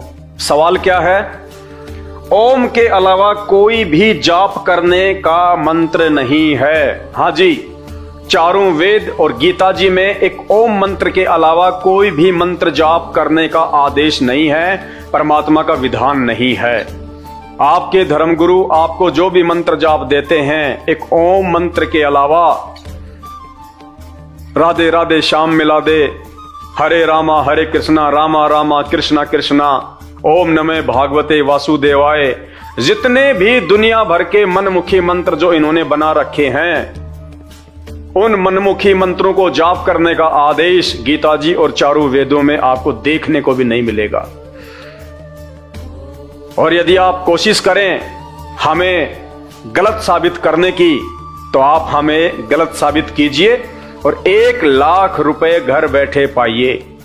चारों वेदों और गीता जी में यदि आपको एक ओम मंत्र के अलावा दूसरा कोई भी मंत्र जाप करने का मिल जाए, आप हमें प्रमाणों के साथ में भेजिएगा, साबित कीजिएगा कि गीता जी के इस अध्याय में और इस श्लोक में ओम मंत्र के अलावा ये मंत्र भी जाप करने का है, या चारों वेदों में ओम मंत्र के अलावा कोई भी मंत्र जाप करने का है, तो 1 लाख रुपए घर बैठे पाइए। अन्यथा ये जितने भी नकली धर्मगुरु जो आपको ये राधा राधा राधा राधा, हरे रामा हरे रामा हरे कृष्णा, जो भी मंत्र आपको दे रहे हैं, ये सब मनमुखी मंत्र हैं। और इन मनमुखी मंत्रों से आपके मानव जीवन का कल्याण नहीं हो सकता। भक्ति करते करते भी आप दुखी ही रहेंगे। कब आपकी आंखों के सामने आपके परिवार का कोई सदस्य मृत्यु को प्राप्त हो जाए, कब आपका या आपके परिवार का एक्सीडेंट हो जाए, कब और कौन सी महामारी आके आपको और आपके परिवार को घेर ले, आपके परिवार का सत्यानाश कर दे, कोई भरोसा नहीं। जब तक आपके पूर्व जन्मों के जो पुण्य आपके पास में है, तब तक आपका जीवन ठीक ठाक चल रहा है। आप सोच रहे हैं कि हमने तो गुरुजी बना रखे हैं, गुरुजी जैसा कहते हैं वैसा हम करते हैं, गुरुजी के द्वारा दिया गया मंत्र जाप करते हैं, गुरुजी को हम दान धर्म भी कर रहे हैं। जी नहीं, उससे आपको किसी प्रकार का कोई फायदा नहीं, यदि आपकी भक्ति चारों वेद और गीता जी के अनुसार नहीं है तो। जिस भी देव को आप अपना इष्ट मानकर पूज रहे हैं, यदि वो देव गीता जी और वेदों के अनुसार पूर्ण नहीं है, तो आपकी भक्ति निष्फल है। आप केवल अपना समय और श्वासें बर्बाद कर रहे हैं। आपके आने वाले समय में यदि कोई संकट हो, तो उसको वो मंत्र, वो भगवान, वो भक्ति, वो गुरु नहीं टाल सकते। तो आप हमें इस पॉइंट पे गलत साबित कीजिए कि चारों वेद और गीता जी में ओम मंत्र के अलावा कोई और भी मंत्र है। और यदि आप हमारे को गलत साबित करते हैं, तो 1 लाख रुपए आप जीत सकते हैं। और यदि आप चाहते हैं कि अगर ऐसी बात है तो इस विषय में मुझे और जानकारी चाहिए, मुझे तो अपने आत्मा के उद्धार से मतलब है, आत्मा का उद्धार चाहे मेरा कहीं से भी हो जाए, तो आप YouTube पर संत रामपाल जी महाराज जी के सत्संग सुनना शुरू कर दीजिएगा। यदि आप अपना जीवन सफल बनाना चाहते हैं तो उनके अलावा पूरी धरती पर दूसरा कोई धर्मगुरु नहीं है जो आपको सही आध्यात्मिक मार्ग की जानकारी दे सकता है। तो कोशिश कीजिए हमें इस पॉइंट पे आप गलत साबित करने का, और जीतिए 1 लाख रुपए। ऐसा मौका दोबारा नहीं मिलेगा। सवाल कीजिए अपने धर्मगुरुओं से, जिनकी दान पेटियां आपने अपनी मेहनत की कमाई से भर रखी हैं, जो आपके पैसों पे ऐसो आराम कर रहे हैं, हराम का जीवन जी रहे हैं, जो आपको सही मार्गदर्शन भी नहीं दे रहे। जो मार्गदर्शन इन्हीं धर्म ग्रंथों में लिखा हुआ है, इन्हीं धर्म ग्रंथों में वर्णित भक्ति के विपरीत तुम्हें भक्ति बता रहे हैं, तुम्हारा जीवन बर्बाद कर रहे हैं। ऐसे धर्म गुरुओं को आज ही त्याग दीजिए और संत रामपाल जी के YouTube पे जाके सत्संग सुनना शुरू कीजिए। भाइयों और बहनों, इन 84 लाख योनियों से बाहर निकालने का मार्ग केवल संत रामपाल जी के पास में है। बाकी 33 करोड़ देवी देवता और ब्रह्मा विष्णु महेश भी 84 लाख योनियों के चक्कर से बाहर नहीं हैं। तो सोचिए, इनकी भक्ति करके, और जो धर्मगुरु इन देव देवताओं की ही भक्ति करवाते हैं, उनके पीछे आंख बंद करके बैठे रहने से आप और हम 84 लाख योनियों से बाहर नहीं निकल सकते। गधे कुत्ते सूअर बनने से नहीं बच सकते। केवल एक संत रामपाल जी हैं वर्तमान में पूरे विश्व में जो आपको सही भक्ति की जानकारी दे सकते हैं, सही भक्ति जाप दे सकते हैं, क्योंकि संत रामपाल जी ही एकमात्र अधिकारी सतगुरु हैं जो केवल ओम मंत्र का भी जाप दे सकते हैं। इन चारों वेदों में, गीता जी में जो ओम मंत्र लिखा हुआ है, वो ओम मंत्र दान करने के अधिकारी भी आज पूरे विश्व में, पूरी धरती पर केवल एकमात्र संत रामपाल जी हैं। अन्य कोई धर्म गुरु वो ओम मंत्र भी आपको जाप करने के लिए नहीं दे सकता। तो चलिए अब बढ़ते हैं हम अपने अगले सवाल की तरफ। ये हमारा अगला सवाल, गलत साबित करो 1 लाख रुपए पाओ। सवाल क्या है, ध्यान से पढ़िए। चारों वेद में ब्रह्मा विष्णु महेश श्री राम व श्री कृष्ण जी का नाम तक नहीं है। जी हां, जो भक्ति का संविधान है, हमारे चारों वेद और पवित्र गीता जी, इनमें कहीं भी ब्रह्मा विष्णु महेश का, उनकी माता शेरावाली का और श्री राम व श्री कृष्ण जी का नामो निशान भी नहीं है। वेद उस परमात्मा की महिमा गाते हैं। चारों वेदों में परमात्मा की महिमा है।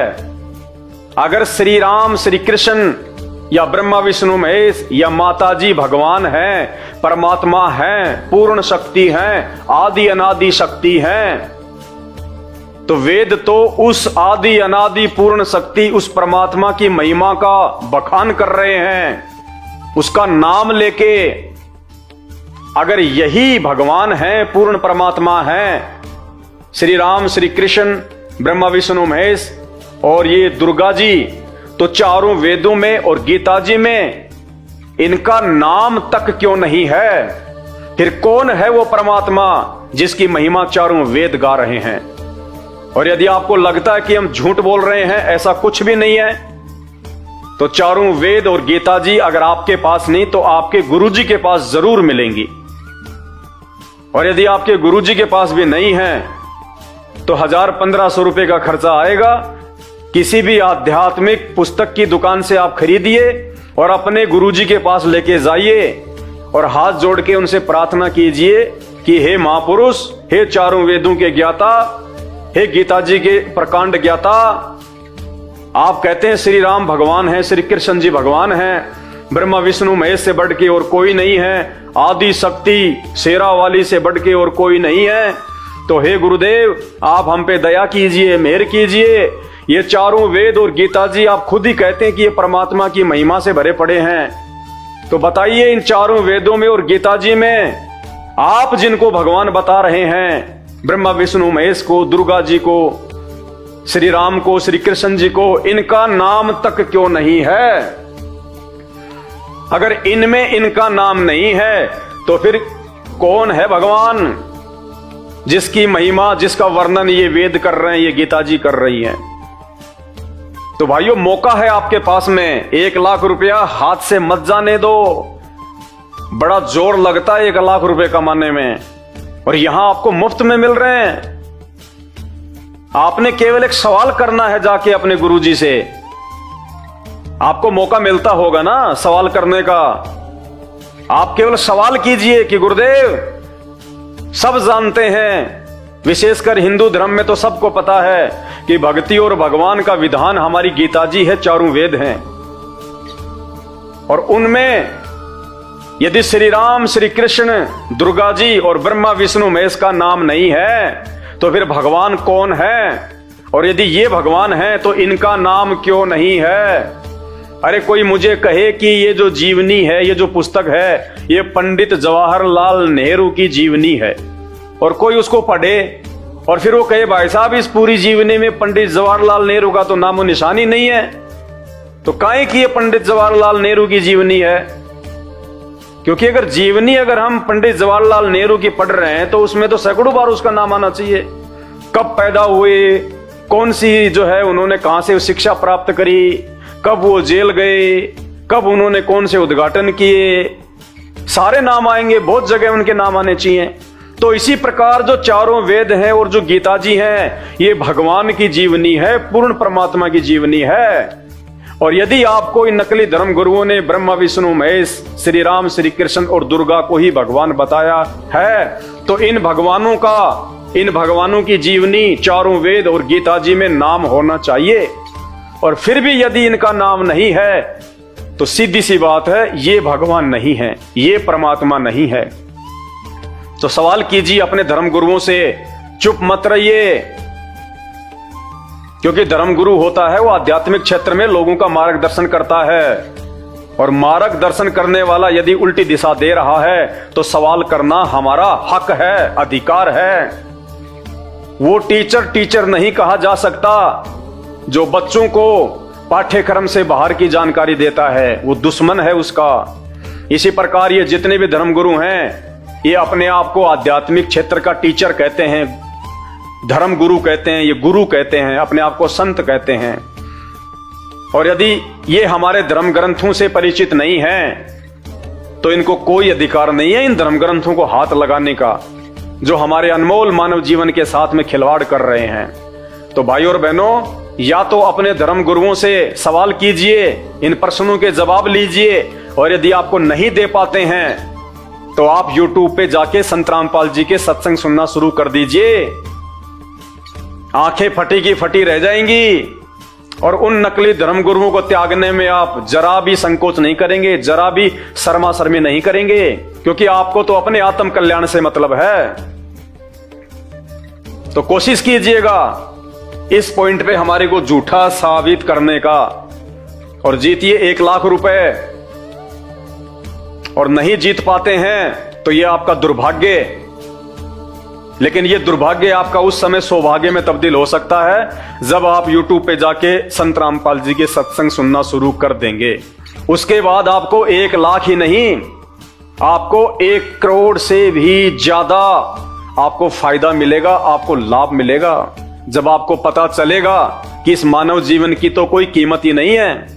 और आज से पहले तो इन नकली धर्म गुरुओं के चक्कर में हम इसको बर्बाद कर रहे थे, और अब संत रामपाल जी ने हमें आध्यात्मिक क्षेत्र की सत्य और प्रमाणित जानकारी दे दी है। हमें इन धर्म ग्रंथ शास्त्रों से एक भगवान निकाल के दे दिया, हमें वास्तविक भक्ति मंत्र दे दिया जिसकी कोई कीमत नहीं है, हमें 84 लाख योनियों में जाने से बचा लिया। तो बताइए भाई और बहनों, 1 लाख रुपया तो उसके आगे कुछ भी नहीं है। यदि आपने संत रामपाल जी के सत्संग सुन के अपने इस जीवन को सफल बना लिया तो चलिए आगे बढ़ते हैं हमारे अगले सवाल की तरफ। हमारा अगला सवाल, गलत साबित करो 1 लाख रुपए पाओ। तीर्थ व धाम यात्रा से पुण्य के बजाय सिर पर पाप कर्मों का भार चढ़ता है। जी हां, आप जो हरिद्वार से ये कावड़ लेके आते हैं, आप बद्रीनाथ जाते हैं, नीलकंठ जाते हैं, केदारनाथ जाते हैं, बाबा रामदेव जी की यात्रा पे जाते हैं, बाबा खाटू श्याम जी की यात्रा पे जाते हैं, मेहंदीपुर के बालाजी जाते हैं, तिरुपति बालाजी जाते हैं, और भी ना जाने दुनिया भर के धाम हैं जहां पे आप अपना अनमोल समय और अपना पैसा बर्बाद करते हैं। चारों वेद और गीता जी में कहीं भी ऐसा कोई आदेश या उस परमात्मा का विधान नहीं है कि आपको वहां जाने से कोई लाभ मिलेगा या कोई पुण्य मिलेगा। उल्टा आप पाप के भागी बनते हैं।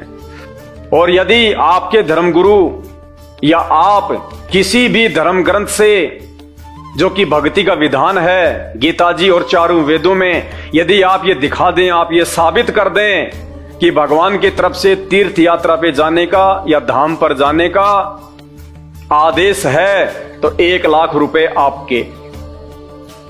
ये केवल मनमुखी साधना है। मनमुखी धर्म गुरुओं ने अपनी तरफ से भगत समाज को भ्रमित किया हुआ है केवल अपने धार्मिक धंधे के लिए। बाकी हमारे सदग्रंथों में, हमारे धर्म ग्रंथों में तीर्थ यात्रा पर जाने से लाभ मिलेगा या पुण्य मिलेगा ऐसा कहीं नहीं लिखा हुआ है, और ना ही परमात्मा की तरफ से ऐसा कोई विधान या आदेश है। और जब हम उस परमात्मा के आदेश को छोड़ के मनमुखी लोगों के कहने पे मनमुखी साधना शुरू कर देते हैं तो हम उस परमात्मा के दोषी बनते हैं। तो यदि इस पॉइंट पे हम गलत हैं तो आप हमारे को चारों वेद और गीता जी से प्रमाणित कीजिए, और 1 लाख रुपया जीतने का मौका अपने हाथ से मत गवाइए। आपके पास जवाब नहीं है तो आपके गुरुजी, आपके धर्मगुरु, आप उनसे सवाल कीजिए। यही सवाल जो मैं आपसे कर रहा हूं। यदि आपके धर्मगुरु इसका जवाब दे देते हैं और आपके धर्मगुरु कहते हैं कि बेटा गंगा जी में नहाने से बहुत लाभ है, गया जी में जाके स्नान करने से बहुत लाभ है, कावड़ लाने से बहुत लाभ है, तो आप 1 लाख रुपए जीत सकते हैं यदि आपके गुरुजी परमाणु के साथ यदि ये साबित कर दें तो। और यदि आपके गुरुदेव भी धर्मशास्त्रों से प्रमाणित नहीं कर पाते हैं तो त्याग दीजिए ऐसे नकली धर्म गुरुओं को जो अपने ही धर्म ग्रंथों के विषय में कि इनमें भक्ति और भगवान के विषय में क्या लिखा हुआ है, तीर्थों के विषय में क्या लिखा हुआ है, देवी धाम के विषय में क्या लिखा हुआ है। और यदि आप जानना चाहते हैं सच्चाई कि तीर्थों पे जाने से लाभ है या नहीं है, गंगा स्नान करने से, गया स्नान करने से लाभ है या नहीं है, या उल्टा नुकसान है, तो आप YouTube पे जाके सर्च कीजिए सत्संग संत रामपाल जी महाराज, आपकी आंखें खुल जाएंगी। इन्हीं धर्म ग्रंथों से संत रामपाल जी ने यह प्रमाणित कर रखा है कि यदि आप इन तीर्थों पे जाते हैं, इन धामों पे जाते हैं, तो आपको पुण्य के बजाय पाप अधिक मिलते हैं, पाप जो आपको 84 लाख योनियों से बाहर नहीं निकलने देंगे, क्योंकि ये हमारा जो मानव जीवन है ये पाप और पुण्य के आधार से चलता है। तो भाई और बहनों, आंखें खोलो। आप 21वीं सदी के आप शिक्षित युवा हैं, व्यक्ति हैं। आज भी यदि आप सोच विचार करके आध्यात्मिक जीवन में आगे नहीं बढ़ेंगे और किसी भी नकली संत महात्मा या धर्म गुरु के कहने से या उसकी बनावट को देख के कि बाबा जी ने तो बहुत बड़ी जटा बढ़ा रखी है, या बिल्कुल बाबा जी ने बाल जो है सफाचट करवा रखे हैं, गले में रुद्राक्ष की माला है, और बाबा जी ने तो लाल लंगोटा पहन रखा है, पीले वस्त्र पहन रखे हैं, 24 घंटे राधा राधा करता रहता है। इन चीजों को देख के यह साबित नहीं होता है कि वो धर्मगुरु भक्ति और भगवान से परिचित है। भक्ति और भगवान की जानकारी हमारे धर्म ग्रंथों में है, क्योंकि हमारे धर्म ग्रंथ ये शास्त्र भक्ति और भगवान का विधान है। जो धर्म गुरु इनके आधार से भक्ति नहीं देता है और इनमें लिखी हुई भक्ति और भगवान के अनुसार हमें हमारे आध्यात्मिक जीवन पे मार्गदर्शित नहीं करता है, वो नकली है, वो पाखंडी है, वो ठग है। वो आपको ठग रहा है, आपके जीवन को ठग रहा है, आपकी कीमती श्वासों को ठग रहा है, आपको पैसे से ठग रहा है। ऐसे लोगों का साथ छोड़ने में आपको तनिक भी शंका नहीं होनी चाहिए, जो आपका जीवन बर्बाद कर रहा है। तो YouTube पे जाके सत्संग सुनना शुरू करें संत रामपाल जी महाराज जी के, आपकी आंखें खुल जाएंगी। और विशेषकर सृष्टि रचना को जरूर पढ़ें, क्योंकि जब तक आप सृष्टि रचना के विषय में परिचित नहीं होंगे, आपको किसी भी धर्म का कोई भी धर्मशास्त्र समझ में नहीं आएगा। तो चलिए बढ़ते हैं अब अगले सवाल की तरफ। आज का हमारा अगला सवाल स्क्रीन पे, गलत साबित करो 1 लाख रुपए पाओ। सवाल क्या है? शिवलिंग की पूजा व कावड़ यात्रा मनमाना आचरण है।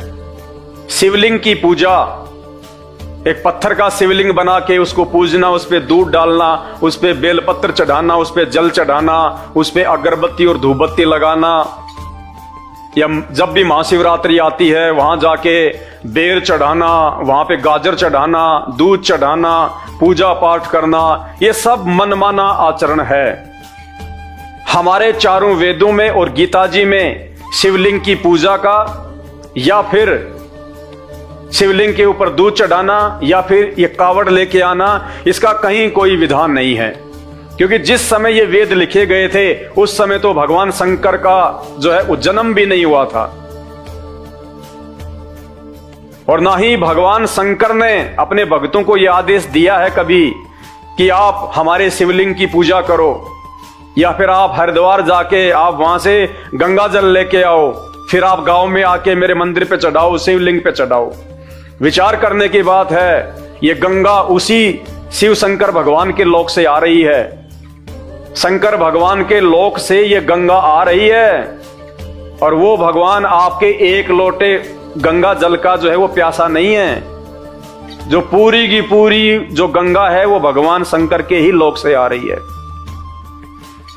किसी भी धर्म ग्रंथ में यह मनमाना आचरण करने का आदेश नहीं है। यह केवल नकली संतों का आदेश है, नकली धर्म गुरुओं का आदेश है, जो स्वयं इन धर्म ग्रंथों से अपरिचित थे और आगे समाज को उन्होंने मनमुखी साधना दे दी, जिस कारण से आज बेचारा भगत समाज उल्टी साधना करके अपने मानव जीवन को बर्बाद कर रहा है। यदि हमारी भक्ति गीता जी के अनुसार नहीं है, वेदों के अनुसार नहीं है, तो चाहे हम कितना ही प्रयास क्यों ना कर लें, कितनी बार हम हरिद्वार जाके कावड़ क्यों ना ले आए, कितना ही हम शिवलिंग के ऊपर जल क्यों ना चढ़ा लें, यदि भगवान शंकर इन साधनाओं से खुश है तो क्यों नीलकंठ पे यात्री मरते हैं, अमरनाथ की यात्रा में यात्री मरते हैं, केदारनाथ में वहां पे जो पहाड़ है वो नीचे गिर जाते हैं, कभी 10,000 तो कभी 20,000 यात्री मर जाते हैं। क्या भगवान शंकर को इतना भी नहीं पता कि मेरे भगत दूर दूर से आए हुए हैं और ये पहाड़ जो है ये टूटने वाला है? क्योंकि भगवान शंकर भी इन साधनाओं से खुश नहीं है। वो भी बड़ा दुखी होता है जब लोग उनके नाम पे इस तरह से पाखंड करते हैं। तो भाइयों और बहनों, इस मानव जीवन की सार्थकता को समझो। ये अनमोल चोला भगवान ने हमारे को 84 लाख योनियां भोगने के बाद दिया है, और ये अनमोल चोला, ये मानव शरीर केवल शास्त्रों के अनुसार भक्ति करके मोक्ष प्राप्ति के लिए मिलता है, ताकि हमें दोबारा से 84 लाख योनियों में ना जाना पड़े। तो आप सवाल कीजिएगा अपने धर्म गुरुओं से कि गुरुदेव, कौन से शास्त्र में लिखा हुआ है, कहां गीता जी में लिखा हुआ है, कहां वेदों में लिखा हुआ है कि भगवान शिव के लिंग की पूजा करनी है? भाइयों, आप जानवर नहीं हैं, आप इंसान हैं, इंसान। थोड़ा बहुत तो अपनी बुद्धि का इस्तेमाल करो। ये मनमुखी साधना है, इसका किसी भी शास्त्र में कोई प्रमाण नहीं है, इसका भक्ति और भगवान से कोई लेना देना नहीं है। जब गीता जी तीनों देवताओं की भक्ति करने के लिए मना कर रही है, ब्रह्मा विष्णु महेश की पूजा करने वालों को गीता जी में 3 गालियां दी गई हैं, तो बताइए फिर ये शिवलिंग की पूजा करने का आदेश भगवान कहां से दे देंगे? सवाल कीजिए अपने धर्म गुरुओं से कि गुरुदेव, आप ये प्रमाणित कीजिए, आप एक धर्म गुरु हैं, आध्यात्मिक क्षेत्र में आप हमारा मार्गदर्शन करते हैं। यदि आध्यात्मिक क्षेत्र की कोई बात हमारे समझ में नहीं आएगी तो आपके अलावा हम और कहां जाके उसका समाधान पाएंगे? तो बताइए गुरुदेव, भक्ति का विधान क्या है? भक्ति की जानकारी आप लोगों को कहां से मिली? इस दुनिया में सबसे पहले भक्ति और भगवान की जानकारी कहां से आई? तो आपके गुरुजी कहेंगे, बेटा इन शास्त्रों से आई, गीता जी से आई, वेदों से आई। तो गुरुजी बताइए, चारों वेदों में और गीता जी में भगवान शंकर का नाम जो है क्यों नहीं है? चारों वेदों में और गीता जी में भगवान शंकर का नाम तक क्यों नहीं है? और अगर भगवान शंकर का नाम ही नहीं है तो फिर ये शिवलिंग की पूजा करने का आदेश कहां से आ जाएगा चारों ग्रंथों में? ये कावड़ लाने का आदेश कहां से आ गया गीता जी में? भाइयों और बहनों, सवाल कीजिए। और यदि आप सवाल नहीं करते हैं तो आपको कोई फायदा नहीं है मानव जन्म प्राप्त करने का। आप अपना जीवन उन नकली धर्म गुरुओं के पीछे लग के बर्बाद कर रहे हैं। समय आने पे आपके भविष्य में जो संकट आएंगे उनका समाधान ना आपकी वर्तमान भक्ति से हो सकता है, ना आपके नकली धर्म गुरु आपको किसी प्रकार की कोई राहत दे सकते हैं। अगर दुख आने हैं तो दुख ही आएंगे, उन कर्मों को वो नहीं काट सकते, क्योंकि वो कर्म काटने वाली भक्ति उनके पास नहीं है। मरने के बाद ये धर्मगुरु खुद भी 84 लाख योनियों में जाएंगे और आप तो जाएंगे, कोई ऑप्शन ही नहीं रहेगा। तो अभी समय है आपके पास में। ये शिक्षा भगवान ने इसीलिए दी है, ये मानव तन इसीलिए दिया है, ये बुद्धि हमारे को सोचने और समझने की जानवरों से भिन्न इसीलिए दी है कि हम विचार करें। यदि कोई व्यक्ति इस तरह की बातें कह रहा है तो जरूर इसका कोई कारण होगा, हमें उस कारण की तह तक जाना चाहिए। और इस कारण की तह में आप उस समय तक नहीं जा सकते जब तक आप YouTube पे जाके सर्च नहीं करेंगे सृष्टि रचना संत रामपाल जी भगवान। जब तक आप संत रामपाल जी के सत्संग नहीं सुनेंगे और सत्संगों में विशेषकर उनके द्वारा बताई गई सृष्टि रचना, तब तक आप भक्ति और भगवान के विषय में 0/0 कुछ भी नहीं जान सकते। चाहे आपके गुरुजी कितने बड़े शंकराचार्य क्यों ना हो, चाहे आपके गुरुजी की संगत चाहे लाखों में क्यों ना हो, वो गुरु भी नकली, उसकी भक्ति भी नकली, उसका भगवान भी नकली। तो यदि आपके गुरुजी सच्चे हैं, आपको लगता है, तो इस पॉइंट पे आप हमारे को गलत साबित कीजिएगा कि किसी भी धर्मशास्त्र में, गीता जी में या वेदों में शिवलिंग पूजा का विधान है या नहीं है, कावड़ लाने का विधान है या नहीं है। यदि है तो ये प्रमाणों के साथ में साबित कीजिए और 1 लाख रुपए आप घर बैठे प्राप्त कीजिए। और यदि नहीं साबित कर पाते हैं और यदि भक्ति और भगवान के विषय में आप जानना चाहते हैं, अपना मानव जीवन धन्य करना चाहते हैं, तो आज ही अपना मोबाइल उठाइए, YouTube पे जाइए और सर्च कीजिए सृष्टि रचना संत रामपाल जी भगवान। आपकी आंखें खुल जाएंगी और त्याग दीजिए उन नकली धर्म गुरुओं को जो आपका मार्गदर्शन सही नहीं कर सकते। वो आपके दुश्मन हैं, दुश्मन। तो चलिए अब बढ़ते हैं अगले सवाल की तरफ। हमारा आज का अगला सवाल स्क्रीन पे, गलत साबित करो 1 लाख रुपए पाओ। सवाल क्या है? श्राद्ध निकालने से पूर्वजों की पशु पक्षी या अन्य योनियां समाप्त नहीं हो सकती हैं। जी हां, भक्ति के संविधान चारों वेदों में और गीता जी में श्राद्ध निकालने का कहीं आदेश नहीं है और ना ही ये लिखा हुआ है कि श्राद्ध निकालने से आपके पूर्वजों की मुक्ति हो जाएगी। ये केवल नकली धर्म गुरुओं का, ब्राह्मणों का, पंडितों का मनमाना आचरण है।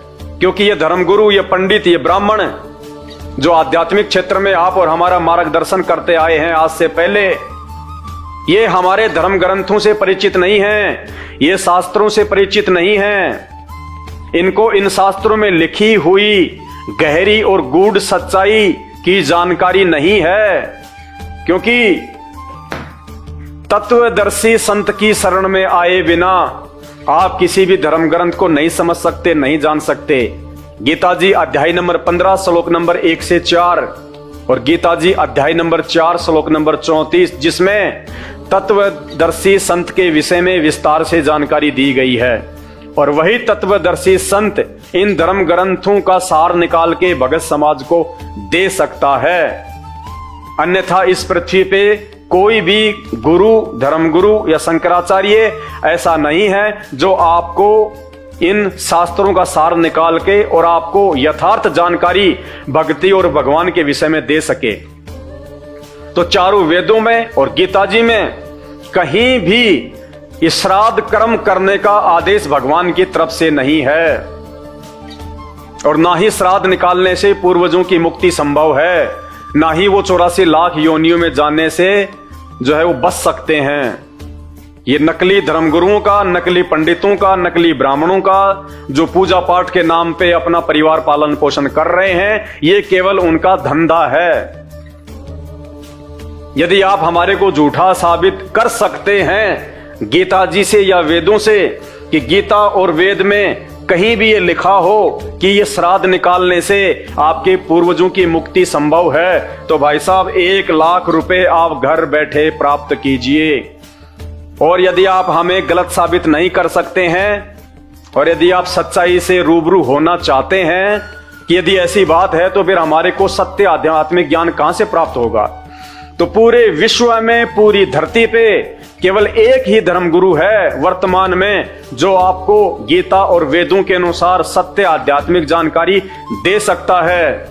वो धर्मगुरु जो आपको भक्ति दान देने का अधिकारी है, वो धर्मगुरु जो आपको ये सदग्रंथ पढ़ाने का अधिकारी है, वो धर्मगुरु जो आपको एक भगवान का नाम बताएगा, वो धर्मगुरु जो आपको वास्तविक भक्ति मंत्र देगा और आपकी 84 लाख योनियों से मुक्ति करवाएगा।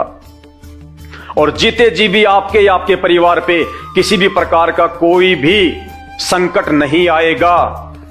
आपके शरीर में किसी भी प्रकार का कोई रोग नहीं हो सकता। आपकी आंखों के सामने आपके बच्चों की मृत्यु नहीं हो सकती। औरत कभी विधवा नहीं हो सकती। घर में कभी कोई अमंगल नहीं हो सकता। वो धर्मगुरु एकमात्र पूरी धरती पे संत रामपाल जी हैं। और इस बात की जानकारी आपको केवल उनके विचार सुनकर, उनके सत्संग सुनकर ही पता चल सकती है। तो YouTube पे जाके सर्च करें सृष्टि रचना संत रामपाल जी भगवान, और उसके बाद देखिए कि इन धर्म ग्रंथों में भक्ति और भगवान के विषय में क्या जानकारी लिखी हुई है। जो जानकारी आज से पहले हमारे जितने भी ये मठाधीश नकली संत महंत शंकराचार्य हिंदू धर्म में, मुसलमान धर्म में, सिख धर्म में, ईसाई धर्म में, पूरी धरती पे जितने भी धर्म गुरु हैं सबके सब एक संत रामपाल जी को छोड़ के अज्ञानी हैं, अज्ञानी। इनको इन धर्म ग्रंथों के विषय में कुछ भी जानकारी नहीं है सिवाय श्री कृष्ण और सुदामा की कहानी के, सिवाय राम और भीलनी की कहानी के। मीठी मीठी बातें बना के 4 पैसे दान धर्म के नाम पे लेना इनको जरूर आता है, लेकिन सही प्रकार से आपका आध्यात्मिक मार्गदर्शन करना इनके वश की बात नहीं है। तो भाई और बहनों, ये मानव जन्म बहुत अनमोल है, बाद में रोगे पछताओगे। परमात्मा कहते मानव जन्म दुर्लभ है, ये मिले ना बारंबार। जैसे पेड़ से पत्ता टूट जाए फिर वापस नहीं लगता डार। एक बार यदि ये मानव शरीर छूट गया, 84 लाख योनियों में जाने से आपके धर्मगुरु नहीं बचाएंगे, आपके संत महंत नहीं बचाएंगे। केवल संत रामपाल जी की भक्ति से ही हम 84 लाख योनियों से बाहर निकलने का रास्ता प्राप्त कर सकते हैं। बाकी धरती पे दूसरा कोई तरीका नहीं है, और यह तभी संभव है जब आप संत रामपाल जी के सत्संग सुनना शुरू करेंगे। अब बढ़ते हैं हम अपने अगले सवाल की तरफ। हमारा आज का अगला सवाल स्क्रीन पे, गलत साबित करो 1 लाख रुपए पाओ। ब्रह्मा विष्णु महेश व इनकी माता दुर्गा को भी पूर्ण परमात्मा की जानकारी नहीं है। हाँ जी, चारों वेद और गीता जी जिस पूर्ण परमात्मा की महिमा गा रहे हैं, उस पूर्ण परमात्मा की जानकारी वर्तमान में 33 करोड़ देवी देवता, ब्रह्मा विष्णु महेश और ब्रह्मा विष्णु महेश की माता दुर्गा अर्थात शेरा वाली को भी नहीं है। इनको भी पूर्ण आध्यात्मिक ज्ञान नहीं है। अब जब इनको ही ज्ञान नहीं है भक्ति और भगवान के विषय में, जिनसे ऊपर तो हम किसी को मान ही नहीं रहे, तो इस पृथ्वी लोक पे जितने भी छोटे मोटे ये संत महंत शंकराचार्य धर्मगुरु, राधा राधा हरे रामा हरे कृष्णा करने वाले चारों शंकराचार्य, इनको कहां से ज्ञान हो जाएगा? जबकि ये बातें हमारे ही धर्म ग्रंथों में लिखी हुई है। ये ब्रह्मा विष्णु महेश अपनी जीवनी में, पुराणों में ये स्वयं इस बात को स्वीकार करते हैं कि हमारे को पूर्ण आध्यात्मिक ज्ञान नहीं है। दुर्गा जी भी श्री देवी भागवत पुराण में, श्री देवी भागवत पुराण में स्वयं शेरा वाली माता दुर्गा जी भी अपनी भक्ति करने के लिए मना कर रही है कि मेरी भक्ति से लाभ नहीं है, तुम उस परमात्मा की भक्ति करो, तुम उस ब्रह्म की भक्ति करो। तो चारों वेदों में और गीता जी में जो भगवान के विषय में, भक्ति के विषय में जो गूढ़ ज्ञान है, वो गूढ़ ज्ञान दुर्गा जी, ब्रह्मा विष्णु महेश और 33 करोड़ देवी देवताओं की भी बुद्धि से लाखों कोस दूर है। तो ये गांव गांव, नगर नगर, शहर शहर में आश्रम खोल के धर्म को धंधा बना के बैठे हुए नकली ये पाखंडी धर्म गुरु आपको कहां से सही मार्गदर्शन दे देंगे भक्ति और भगवान के विषय में? और यही कारण है आज सभी देवी देवताओं की भक्ति और पूजा पाठ करते करते भी सब लोग दुखी हैं। कारण यही है कि आप सही मार्ग पे नहीं चल रहे, जिससे आपको इन देवी देवताओं से भी कोई थोड़ा बहुत लाभ प्राप्त हो। तो यदि इस पॉइंट पे आप हमारे को झूठा साबित कर सकते हैं कि ऐसी कोई बात नहीं है, ब्रह्मा विष्णु महेश को पूर्ण ज्ञान है, दुर्गा जी को तो पूर्ण ज्ञान है, तो आप हमारे को चारों वेदों से और गीता जी से, जो कि भक्ति का विधान है, आप साबित कीजिए और 1 लाख रुपए घर बैठे आप पाइए। कमेंट्स में अपना नंबर, अपना एड्रेस, अपना खाता नंबर भेजिए और 1 लाख रुपए आपके खाते में ट्रांसफर होंगे।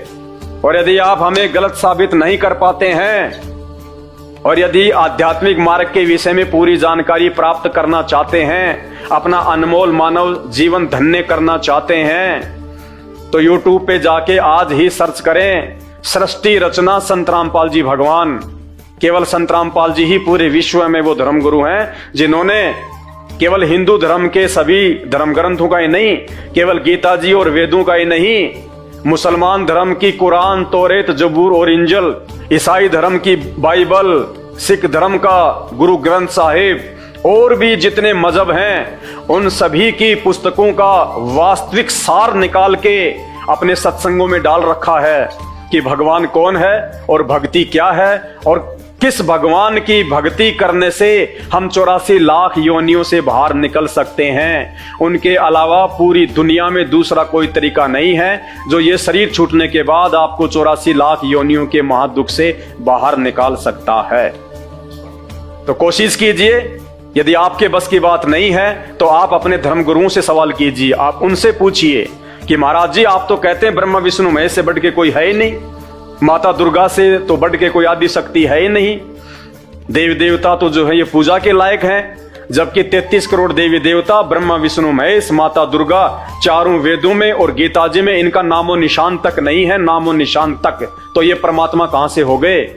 वो परमात्मा कौन है जो पूजा के लायक है, जो इबादत के लायक है और जिसकी भक्ति से हमारा मानव जन्म धन्य होगा, हम 84 लाख योनियों से मुक्ति पाएंगे। इसकी जानकारी सिर्फ और सिर्फ आपको संत रामपाल जी के सत्संग सुनने से ही मिलेगी। धरती पे दूसरा कोई तरीका, कोई उपाय नहीं है। तो आज ही YouTube पे जाके सर्च कीजिए, सृष्टि रचना संत रामपाल जी भगवान, आपकी आंखें खुलने वाली हैं। तो चलिए अब आगे बढ़ते हैं हमारे अगले सवाल की तरफ। आज का हमारा अगला सवाल स्क्रीन पे, गलत साबित करो 1 लाख रुपए पाओ। श्री राम व श्री कृष्ण जी का धर्म हिंदू था। जी हां, यदि आप ये साबित कर देते हैं कि श्री राम और श्री कृष्ण जी का हिंदू धर्म था, या उनका जन्म हिंदू धर्म में हुआ था, या उनके माता पिता हिंदू थे, या उनके पूर्वज हिंदू थे, तो आप 1 लाख रुपए घर बैठे प्राप्त कर सकते हैं। यदि किसी भी धर्म ग्रंथ में, यदि रामायण में, रामचरितमानस में, चारों वेदों में, गीता जी में, यदि आप ये साबित कर दो कि श्री रामचंद्र जी का धर्म हिंदू था, 1 लाख रुपए आप पा सकते हैं घर बैठे। और यदि आप साबित नहीं कर सकते हैं तो अपने धर्मगुरुओं से पूछिए, जिन गुरुओं की आपने शरण ले रखी है, जिनको आप पूर्ण ज्ञानी मानते हैं, जो आपको मीठी मीठी कथा और कहानियां सुनाते हैं, जिनको आप हजारों लाखों की संख्या में दान धर्म करते हैं, तो ऐसे समय में भी यदि आपके गुरुजी आपके काम नहीं आए तो कौन से दिन काम आएंगे? तो अपने गुरुजी से प्रार्थना कीजिए कि हे गुरुदेव, हे प्रकांड ज्ञाता, हे सारे शास्त्रों के मर्मज्ञ, मुझे 1 लाख रुपए जीतने का मौका मिल रहा है, आप मेरी मदद कीजिए और मुझे बताइए कि श्री राम और श्री कृष्ण जी का धर्म क्या था। वो हिंदू धर्म से थे, मुसलमान धर्म से थे, जैन धर्म से थे, बौद्ध धर्म से थे, ईसाई धर्म से थे, या सिख धर्म से थे। और यदि वो कहते हैं कि श्री राम और श्री कृष्ण जी का कोई धर्म नहीं था, तो फिर हम इन भगवानों को हिंदू धर्म से जोड़ के बार बार क्यों जो है हम इनका हवाला देते हैं कि जय श्री राम, भारत को हिंदू राष्ट्र बनाएंगे, जय श्री राम, भारत को हिंदू राष्ट्र बनाएंगे, जब श्री रामचंद्र जी का धर्म ही हिंदू नहीं था। तो पहले ये तो पता कर लो कि श्री रामचंद्र जी का धर्म क्या था। तो आप कोशिश कीजिएगा श्री राम और श्री कृष्ण जी के धर्म के विषय में। यदि आपके धर्मगुरु आपकी मदद कर देते हैं और किसी भी शास्त्र में ये दिखा देते हैं, चारों वेद में, गीता जी में, महर्षि वाल्मीकि के द्वारा रचित वाल्मीकि रामायण में, रामचरितमानस में, कि श्री रामचंद्र जी हिंदू धर्म से थे, तो आप 1 लाख रुपए जीत सकते हैं। और यदि वो साबित नहीं कर पाते हैं तो क्यों फिर आपस में हिंदू मुस्लिम के झगड़ों में पड़े हो? क्यों आपस में एक दूसरे से बैर भाव रखते हो? क्यों एक दूसरे को अपना शत्रु समझ रहे हो? जब त्रेता युग में और द्वापर में कोई धर्म था ही नहीं, ना कोई हिंदू धर्म था, ना कोई मुसलमान धर्म था, ना कोई सिख धर्म था, ना कोई जैन धर्म था, ना कोई बौद्ध धर्म था, फिर क्यों आपस में आज हम धर्म के नाम पे आपस में लड़ाई कर रहे हैं? हम बटे हुए हैं, क्यों मूर्ख बन रहे हैं? जब हम इंसान हैं तो क्यों फिर धर्म के नाम पे बटे हुए हैं? तो भाई और बहनों, इस विषय में भी आपको पूरी आध्यात्मिक जानकारी, जीव हमारी जाति है और मानव धर्म हमारा, हिंदू मुस्लिम सिख ईसाई धर्म नहीं कोई न्यारा, ये नारा है संत रामपाल जी भगवान का, जो अपने आध्यात्मिक ज्ञान के द्वारा अपनी समर्थता से आने वाले समय में पूरे विश्व को एकजुट करेंगे, सभी जाति और धर्मों को एक मंच पे लेके आएंगे। उसके बाद ना कोई धर्म रहेगा, ना कोई जाति रहेगी। जब हम आध्यात्मिक ज्ञान से परिचित हो जाएंगे, जब हम अपने ही धर्म ग्रंथों से, सदग्रंथों से, गीता और वेद से जब हम पूर्णतया परिचित हो जाएंगे, कि ना कोई धर्म था, ना कोई जातियां थी, ना भगवान ने कोई धर्म बनाया, ना कोई जातियां बनाई। ये केवल हमारे मनमुखी नकली धर्म गुरुओं की सोच है, जिन्होंने हमारे को आपस में बांटने के लिए ये षड्यंत्र रचा हुआ है। एक भाई को दूसरे भाई का इन्होंने दुश्मन बना दिया। तू हिंदू, तू मुस्लिम, तू सिख, तू ईसाई। तो भाई और बहनों, जब तक आप संत रामपाल जी के यूट्यूब पे जाके सत्संग सुनना शुरू नहीं करेंगे, और विशेषकर सृष्टि रचना यूट्यूब पे जाके सर्च करें, सृष्टि रचना संत रामपाल जी भगवान, आपको पता चलेगा ना कोई जातियां थी, ना कोई धर्म था। और आने वाले समय में संत रामपाल जी के सानिध्य में इस पूरे विश्व में ना कोई जातियां रहेंगी, ना कोई धर्म रहेगा, केवल एक मानव धर्म होगा। तो आपसे मेरी प्रार्थना है, ये जितने भी नकली धर्म गुरु जो गांव-गांव, शहर-शहर में बैठे हुए हैं, जो हमारे धर्म ग्रंथों में वर्णित सच्चाई से अपरिचित हैं और आध्यात्मिक क्षेत्र में आपका कुमार्ग कर रहे हैं, आपको सही दिशा नहीं दे रहे हैं। और एक समय ऐसा आएगा, ना आप अपना बचाव कर पाओगे, ना आप अपने परिवार का बचाव कर पाओगे, और आप उन धर्मगुरुओं के आगे हाथ जोड़ते रह जाओगे, इन देव देवताओं के आगे हाथ जोड़ते रह जाओगे। ये भी आपकी किसी प्रकार की कोई भी मदद नहीं करेंगे, क्योंकि आपकी भक्ति सही नहीं है। आप उस एक पूर्ण परमात्मा की भक्ति नहीं कर रहे, जो हमारे सभी संकटों का निवारण करने में सक्षम है। तो यूट्यूब पे जाके सर्च करें, सृष्टि रचना संत रामपाल जी भगवान। अब बढ़ते हैं अपने अगले सवाल की तरफ। आज का हमारा अगला सवाल, क्या राम रावण युद्ध और महाभारत का युद्ध धर्म युद्ध था? जी हां, त्रेता युग में श्री रामचंद्र जी और रावण के बीच में जो युद्ध हुआ था, और द्वापर में कौरव और पांडवों के बीच में जो युद्ध हुआ था, क्या ये दोनों युद्ध धर्म युद्ध थे? क्या इन दोनों युद्धों को धर्म युद्ध की संज्ञा दी जा सकती है, जिसमें इतनी बड़ी संख्या में जनसंहार हुआ था? क्या इससे किसी का भला हुआ? जी नहीं। ना ही तो श्री राम और रावण के बीच में जो युद्ध हुआ था वो कोई धर्म युद्ध था, और ना ही कौरव और पांडवों के बीच में जो युद्ध हुआ था वो धर्म युद्ध था। महाभारत से गंदा चरित्र किसी भी धर्म ग्रंथ का नहीं हो सकता। महाभारत को पढ़ के आपका कभी भी आत्म कल्याण नहीं हो सकता, आपके घर में कभी भी सुख और शांति नहीं हो सकती, आप कुछ भी नहीं सीख सकते। ऐसा गंदा चरित्र है महाभारत का। हम कहते हैं पांडव पांडव धर्म के रक्षक। काहे के धर्म के रक्षक? युधिष्ठिर ने अपनी औरत को जुए में दांव पे लगा दिया। क्या आप लगा सकते हैं आज? क्या यह धर्म का काम है? क्या आप कर सकते हैं यह धर्म का काम? पांडवों ने अपनी औरत को जुए में लगा दिया, जुए में। अब इससे गंदा चरित्र और क्या हो सकता है?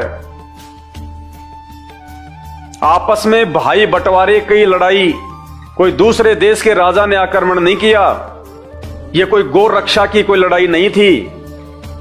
कौरव और पांडव आपस में भाई थे, और आपस में राज के बंटवारे को लेके यह महाभारत का युद्ध हुआ था। अरे आपस में भाई बंटवारे की लड़ाई थी, आपस में अपने घर में बैठ के निपटाते। 18 करोड़ लोग मरवाने की क्या आवश्यकता थी?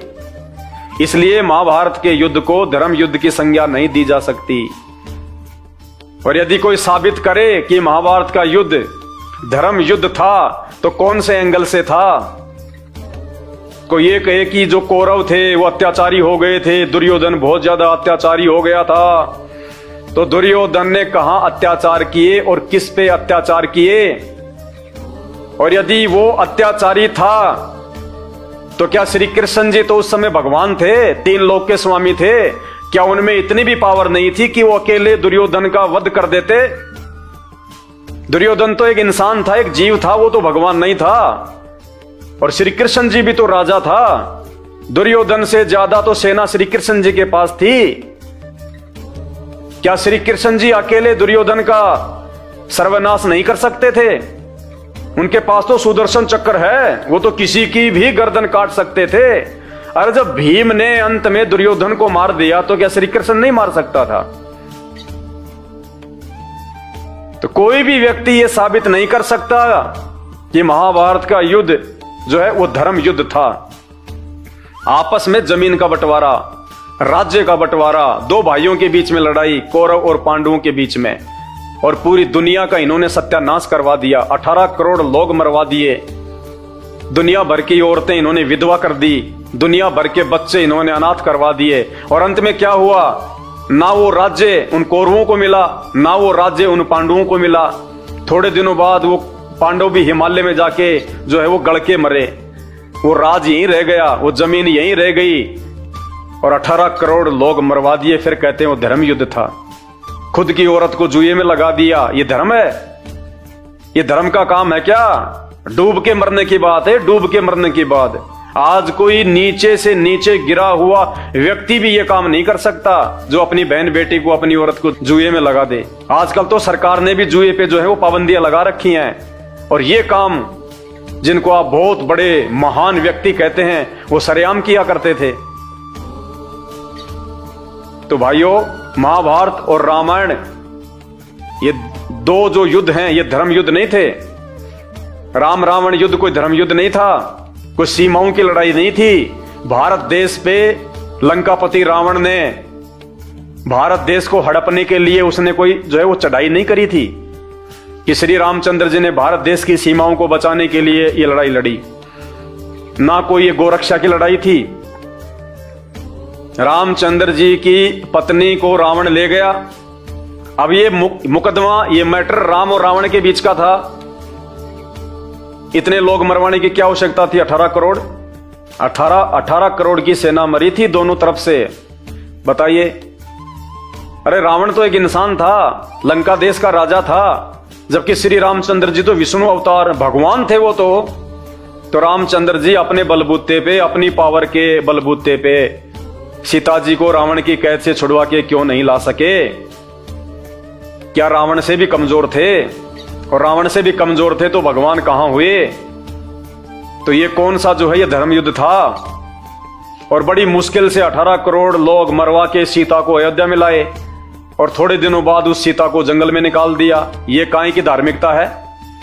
फिर रावण के पास ही रहने देते उसको, कम से कम बेचारी को वहां पे टाइम पे खाना पीना तो मिल रहा था। श्री रामचंद्र जी ने तो उसको जंगल में निकाल दिया, जबकि वो गर्भवती थी उस समय, लव उसके पेट में था, और अकेली औरत को श्री रामचंद्र जी ने जनता के कहने से और जंगल में छोड़ दिया। ये काहे की धार्मिकता है? काहे की मर्यादा है ये? क्या आप निकाल सकते हैं अपनी औरत को इस प्रकार से? तो ये कोई धर्म युद्ध नहीं थे। ये बहुत बड़ा उस काल का षड्यंत्र है, जो दुर्गा का पति है, जो ब्रह्मा विष्णु महेश का बाप है। ये बहुत भयंकर षड्यंत्र है उसका। ये तीनों देवता उसी के लिए काम करते हैं, ब्रह्मा विष्णु महेश। ये दुर्गा भी उसी के अधीन है, और इन सब ने मिला के यहां पे हम प्राणियों को फंसा रखा है। इस बात की पूरी जानकारी आपको जब आप YouTube पे जाके सर्च करेंगे सृष्टि रचना संत रामपाल जी भगवान, तब आपकी आंखें खुलेंगी कि हमारे को मारने और जन्म देने में इस काल का हाथ है। और ये कुकर्म, ये काल अपने तीनों पुत्रों के माध्यम से करवाता है, ब्रह्मा विष्णु महेश के माध्यम से।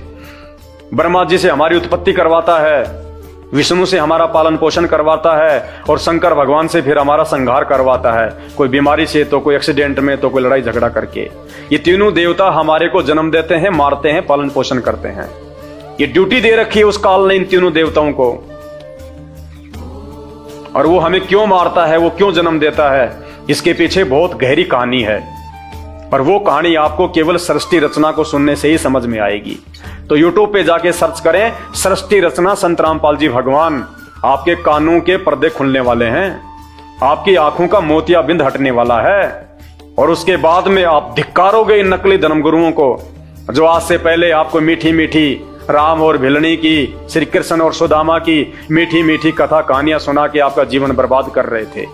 आपको वो वास्तविकता, वो सार, वो निष्कर्ष इन धर्म ग्रंथों का नहीं बताया कि मानव जन्म हमारे को क्यों मिलता है। और भक्ति और भगवान की यथार्थ जानकारी हमारे ग्रंथों में है, गीता जी में है, चारों वेदों में है। ये इन्होंने आज तक नहीं बताई। आज तक ये 33 करोड़ देवी देवताओं में से एक भगवान नहीं बता पाए कि एक भगवान जो सबके ऊपर है, जो सर्वशक्तिशाली है, जिसकी भक्ति से हमारे को मुक्ति मिल सकती है, 84 लाख योनियों से हम बाहर निकल सकते हैं। आज तक इन्होंने नहीं बताया। तो काहे के धर्मगुरु और काहे का इनको ज्ञान। तो भाई और बहनों, ये धर्मगुरु नहीं है, ये सत्यानाश गुरु हैं। ये आपका जीवन बर्बाद कर रहे हैं। यदि आप अपना भला चाहते हो, अपने परिवार का भला चाहते हो और मरने के बाद 84 लाख योनियों में नहीं जाना चाहते हो, तो आपके पास वर्तमान में पूरी धरती पे केवल एक ही ऑप्शन है, केवल संत रामपाल जी के सत्संग। और सत्संग सुन के जितना जल्दी हो सके उनकी शरण में आ जाओ और उनके अनुसार इन शास्त्रों में वर्णित यथार्थ भक्ति विधि को शुरू कर दो। और फिर देखो, तुम्हारे को इस शरीर में रहते सहते भी वो सुख मिलेंगे जिसकी कोई गिनती नहीं की जा सकती। बाकी आपके अपने बुद्धि और अपने विवेक के ऊपर है। दबाव किसी पे नहीं दिया जा सकता, केवल आपको जानकारी दी जा सकती है। तो चलिए अब बढ़ते हैं हम अपने अगले सवाल की तरफ। आज का हमारा अगला सवाल, गलत साबित करो 1 लाख रुपए पाओ। सवाल क्या है? साबित करो हजरत मोहम्मद जी मुसलमान, ईसा मसीह ईसाई, नानक जी सिख, महावीर स्वामी जैन और गौतम बुद्ध धर्म में पैदा हुए थे। जी हां, आप कोशिश कीजिए या आप अपने धर्म गुरुओं से पूछिए। यदि आप मुसलमान धर्म से संबंधित हैं तो अपने मुल्ला और मौलवियों से पूछिए। यदि आप हिंदू धर्म से संबंधित हैं तो अपने धर्म गुरुओं से, शंकराचार्यों से जो है पूछिए। यदि आप सिख समाज से संबंधित हैं तो अपने गुरु साहिबानों से पूछिए जो आपका आध्यात्मिक रूप से मार्गदर्शन कर रहे हैं। सवाल ध्यान से पढ़ लीजिए। साबित करो हजरत मोहम्मद जी मुसलमान थे।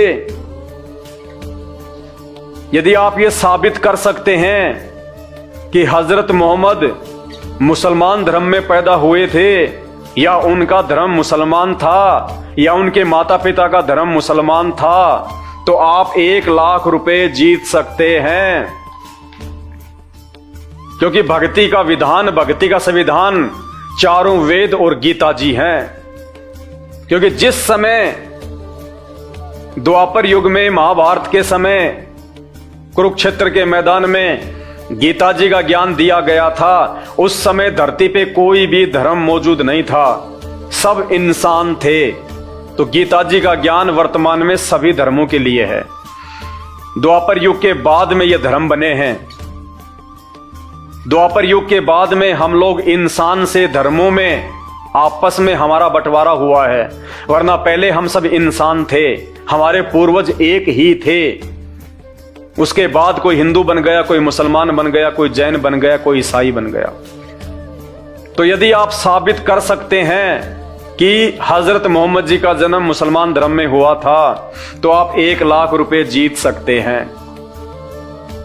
कोशिश कीजिए, अपने धर्मगुरुओं के पास जाइए, उनके सामने सवाल रखिए कि महाराज जी, यूट्यूब पे एक वीडियो आया है, संत रामपाल जी भगवान का एक भगत है, वो सवाल कर रहा है और सवाल के जवाब में 1 लाख रुपया भी दे रहा है।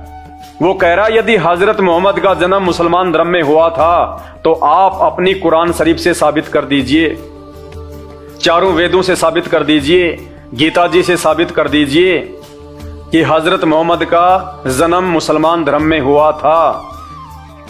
नहीं कर पाएंगे, क्योंकि सब जानते हैं, सबको पता है कि मुसलमान धर्म हजरत मोहम्मद जी ने चलाया था।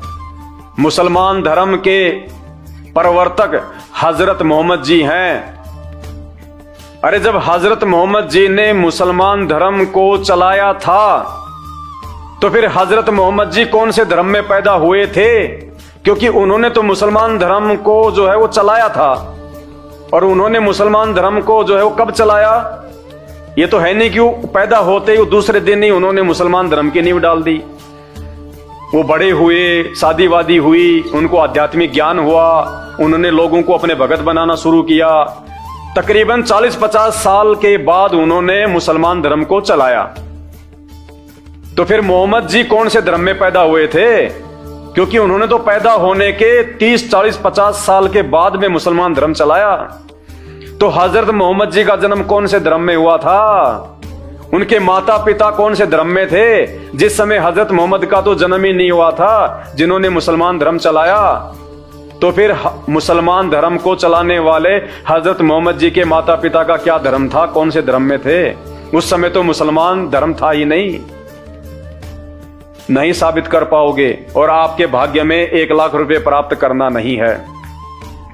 इस विषय में यदि आप पूर्ण जानकारी चाहते हैं कि आपकी कुरान शरीफ में वास्तव में धर्म के विषय में जो सच्चाई है वो केवल आपको संत रामपाल जी ही बता सकते हैं वर्तमान में, क्योंकि ये बाखबर हैं, इल्म वाले हैं। सूरत फुरकान 25 आयत नंबर 52 से 58। हे हजरत मोहम्मद, उस बाखबर से जा पूछ उस अल्लाहु अकबर की जानकारी। कुरान शरीफ कह रही है हजरत मोहम्मद को कि हजरत मोहम्मद, अगर तुझे उस अल्लाहु अकबर की जानकारी चाहिए तो किसी बाखबर से जा पूछ। सूरत फुरकान 25 आयत नंबर 52 से 58।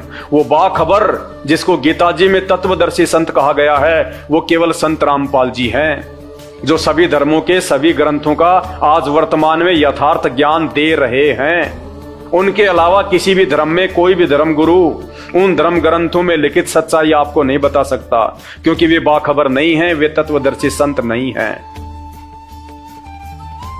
तो कोई भी मुसलमान भाई या मुसलमान धर्म का कोई भी मौलवी या धर्म गुरु अगर ये साबित कर दे कि हजरत मोहम्मद जी का धर्म मुसलमान था तो 1 लाख रुपए आप जीत सकते हैं, क्योंकि जब हजरत मोहम्मद ने ही इस्लाम धर्म चलाया है तो उनका धर्म तो इस्लाम हो ही नहीं सकता। तो भाइयों, इस गलतफहमी से बाहर निकलो। कोई हिंदू नहीं है, कोई मुसलमान नहीं है, कोई जैनी नहीं है, कोई बौद्ध नहीं है, हम सब इंसान हैं। द्वापर से पहले कोई धर्म नहीं था, हम सबके पूर्वज एक ही हैं। द्वापर युग के बाद में हमारे को इस काल के द्वारा मुसलमान धर्म में जिसको शैतान कहते हैं, हिंदू धर्म में जिसको काल कहते हैं, जो दुर्गा जी का पति है, ब्रह्मा विष्णु महेश का बाप है, इसने अपने स्वार्थ के लिए हमारे को यहाँ पे फंसाए रखने के लिए हमारे को सबको आपस में बांट दिया इसने। तो यदि आप वास्तव में सच्चाई जानना चाहते हैं कुरान शरीफ के बारे में तो आप संत रामपाल जी के यूट्यूब पे जाके सत्संग सुनना शुरू कर दीजिए। और मुसलमान धर्म के जाकिर नाइक के साथ में संत रामपाल जी की 3 घंटे की डिबेट का एक वीडियो आपको यूट्यूब पे मिलेगा। जाकिर नाइक वर्सेज संत रामपाल जी ज्ञान चर्चा सर्च कीजिए, आपकी आंखें खुलने वाली हैं। इन मुल्ला मौलवी ने आपको कहां अज्ञानता की नींद में सुला रखा है। आपको यदि अपने धर्म ग्रंथ की यथार्थ जानकारी चाहिए, कुरान शरीफ की यथार्थ जानकारी चाहिए कि वो अल्लाहु अकबर कौन है, वो अल्लाहु कबीर कौन है, वो बड़ा भगवान कौन है, केवल संत रामपाल जी ही आपको बता सकते हैं, क्योंकि ये अंतिम पैगंबर हैं। सभी धर्मों के अंतिम पैगंबर हैं संत रामपाल जी। इस भूल में मत जीना कि हजरत मोहम्मद जी मुसलमान धर्म के अंतिम पैगंबर थे, नहीं। आज वर्तमान में पूरे विश्व का अंतिम पैगंबर संत रामपाल जी भगवान हैं, जो सभी धर्मों के सभी सदग्रंथों को खोल खोल के बता रहे हैं। इनके अलावा विश्व के किसी भी धर्मगुरु के पास में किसी भी धर्म ग्रंथ की कोई यथार्थ जानकारी नहीं है, ना वो दे सकते हैं, क्योंकि वो अधिकारी ही नहीं है।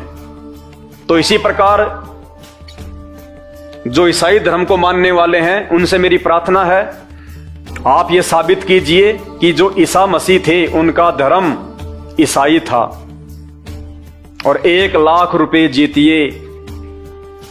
यदि आप ये साबित कर देते हैं कि ईसा मसीह जी का धर्म ईसाई था, वो ईसाई धर्म में पैदा हुए थे, तो आप 1 लाख रुपए जीत सकते हैं। लेकिन आप भी साबित नहीं कर पाएंगे, क्योंकि आप सब जानते हैं कि ईसाई धर्म की स्थापना हजरत ईसा जी ने की, यानी ईसा मसीह ने की। तो फिर ईसा मसीह जी का जन्म कौन से धर्म में हुआ था? जब ईसा मसीह ने आगे चल के ईसाई धर्म की नींव डाली, तो फिर ईसा मसीह जी कौन से धर्म में पैदा हुए थे? उनका धर्म क्या था? उनके माता पिता का धर्म क्या था? इसलिए ईसाई भाइयों से भी मेरी प्रार्थना है, इस गलतफहमी से बाहर निकलो। ना ही तो ईसा मसीह कोई पूर्ण परमात्मा है, ना कोई पूर्ण शक्ति है। अरे पूर्ण परमात्मा की अंतिम समय में ऐसे पीड़ादायक मौत नहीं होती कि उनके शरीर में वो कील ठोक दी जाए।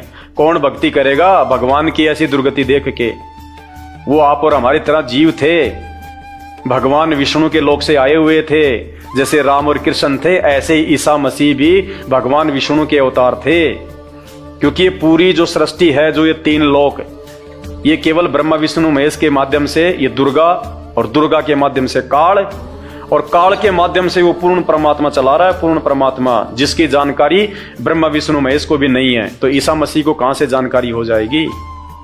तुम ही कहते हो कि वो परमेश्वर के पुत्र थे, वो परमेश्वर के पुत्र थे, तो परमेश्वर तो नहीं हुआ ना, परमेश्वर का वो पुत्र हुआ ना। तो तुम्हारे अनुसार वो परमेश्वर कौन है? काल, जो ब्रह्मा विष्णु महेश का बाप है, और ये उसके पुत्र हैं, ये उसके अंश अवतार हैं। ये हजरत मोहम्मद, ईसा मसीह, ब्रह्मा विष्णु महेश, राम कृष्ण।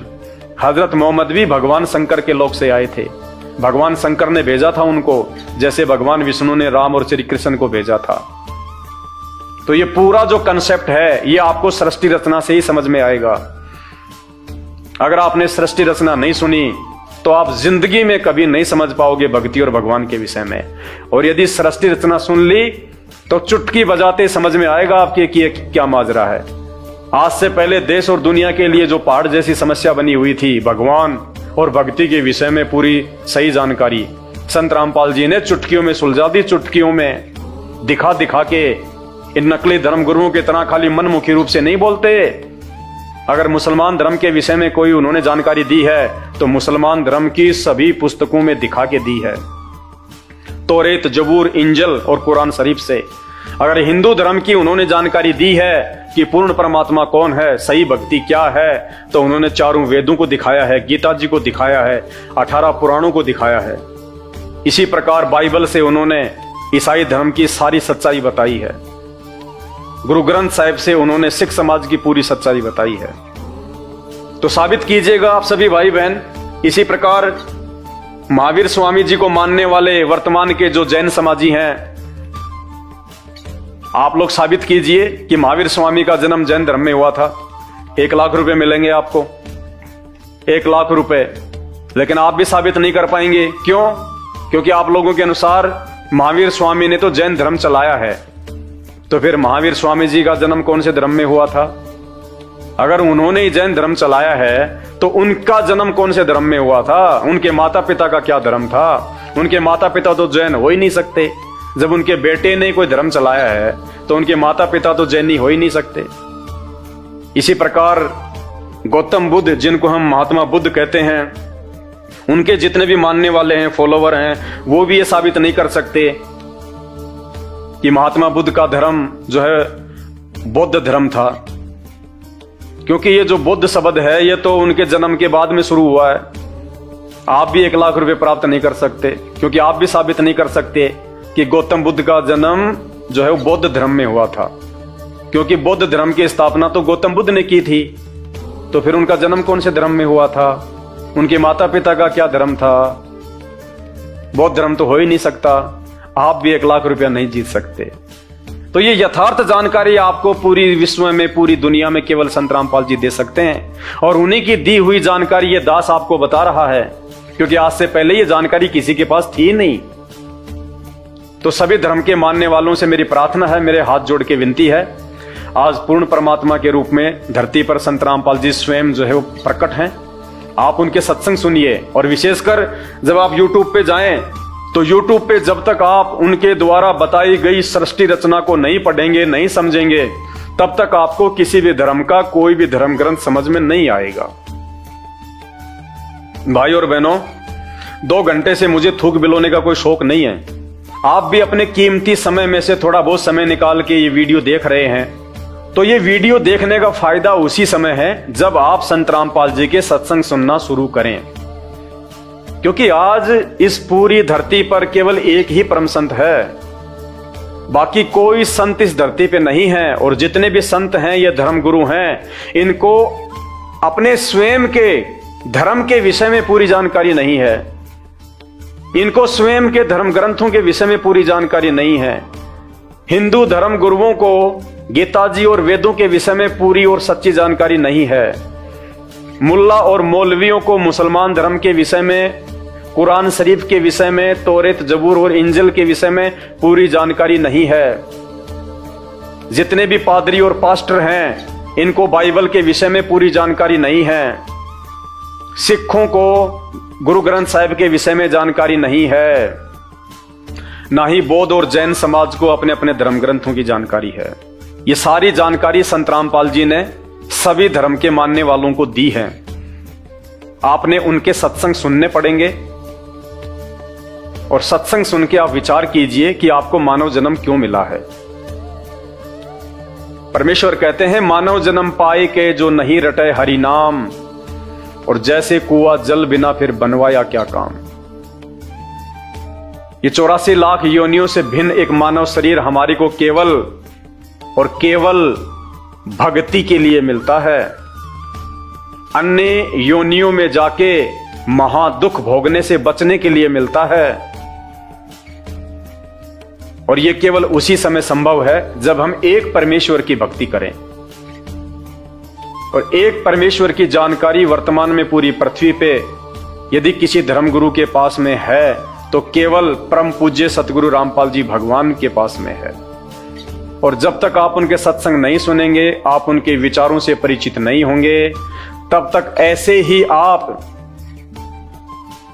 अपना ये अनमोल मानव जन्म बर्बाद करते रहेंगे। और आज मानव जन्म में आप कितने सुखी हैं बिना भक्ति और भगवान के। और कल को जब ये शरीर छूटेगा, हम 84 लाख योनियों में जाएंगे, उस समय हमारे साथ में क्या बीतेगी। आज आप एक गधे का जीवन देख लीजिएगा, आज आप एक बैल का जीवन देख लीजिएगा, कितना महादुख भोगता है। सारा दिन खेत में चलता है, गाड़ी में उसको किसान जोतता है। एक गधा सारे दिन ईंट के भट्ठे के ऊपर कितनी मेहनत करता है, सारा दिन ईंटें ढोते रहता है। अन्य पक्षी देख लीजिए, पशु देख लीजिए, एक कुत्ता देख लीजिए, सर में कीड़े पड़ जाएं, पूरे शरीर पे उसके खुजली हो जाए, एक्सीडेंट में उसका पैर कट जाए, कितने दुख भोगते हैं।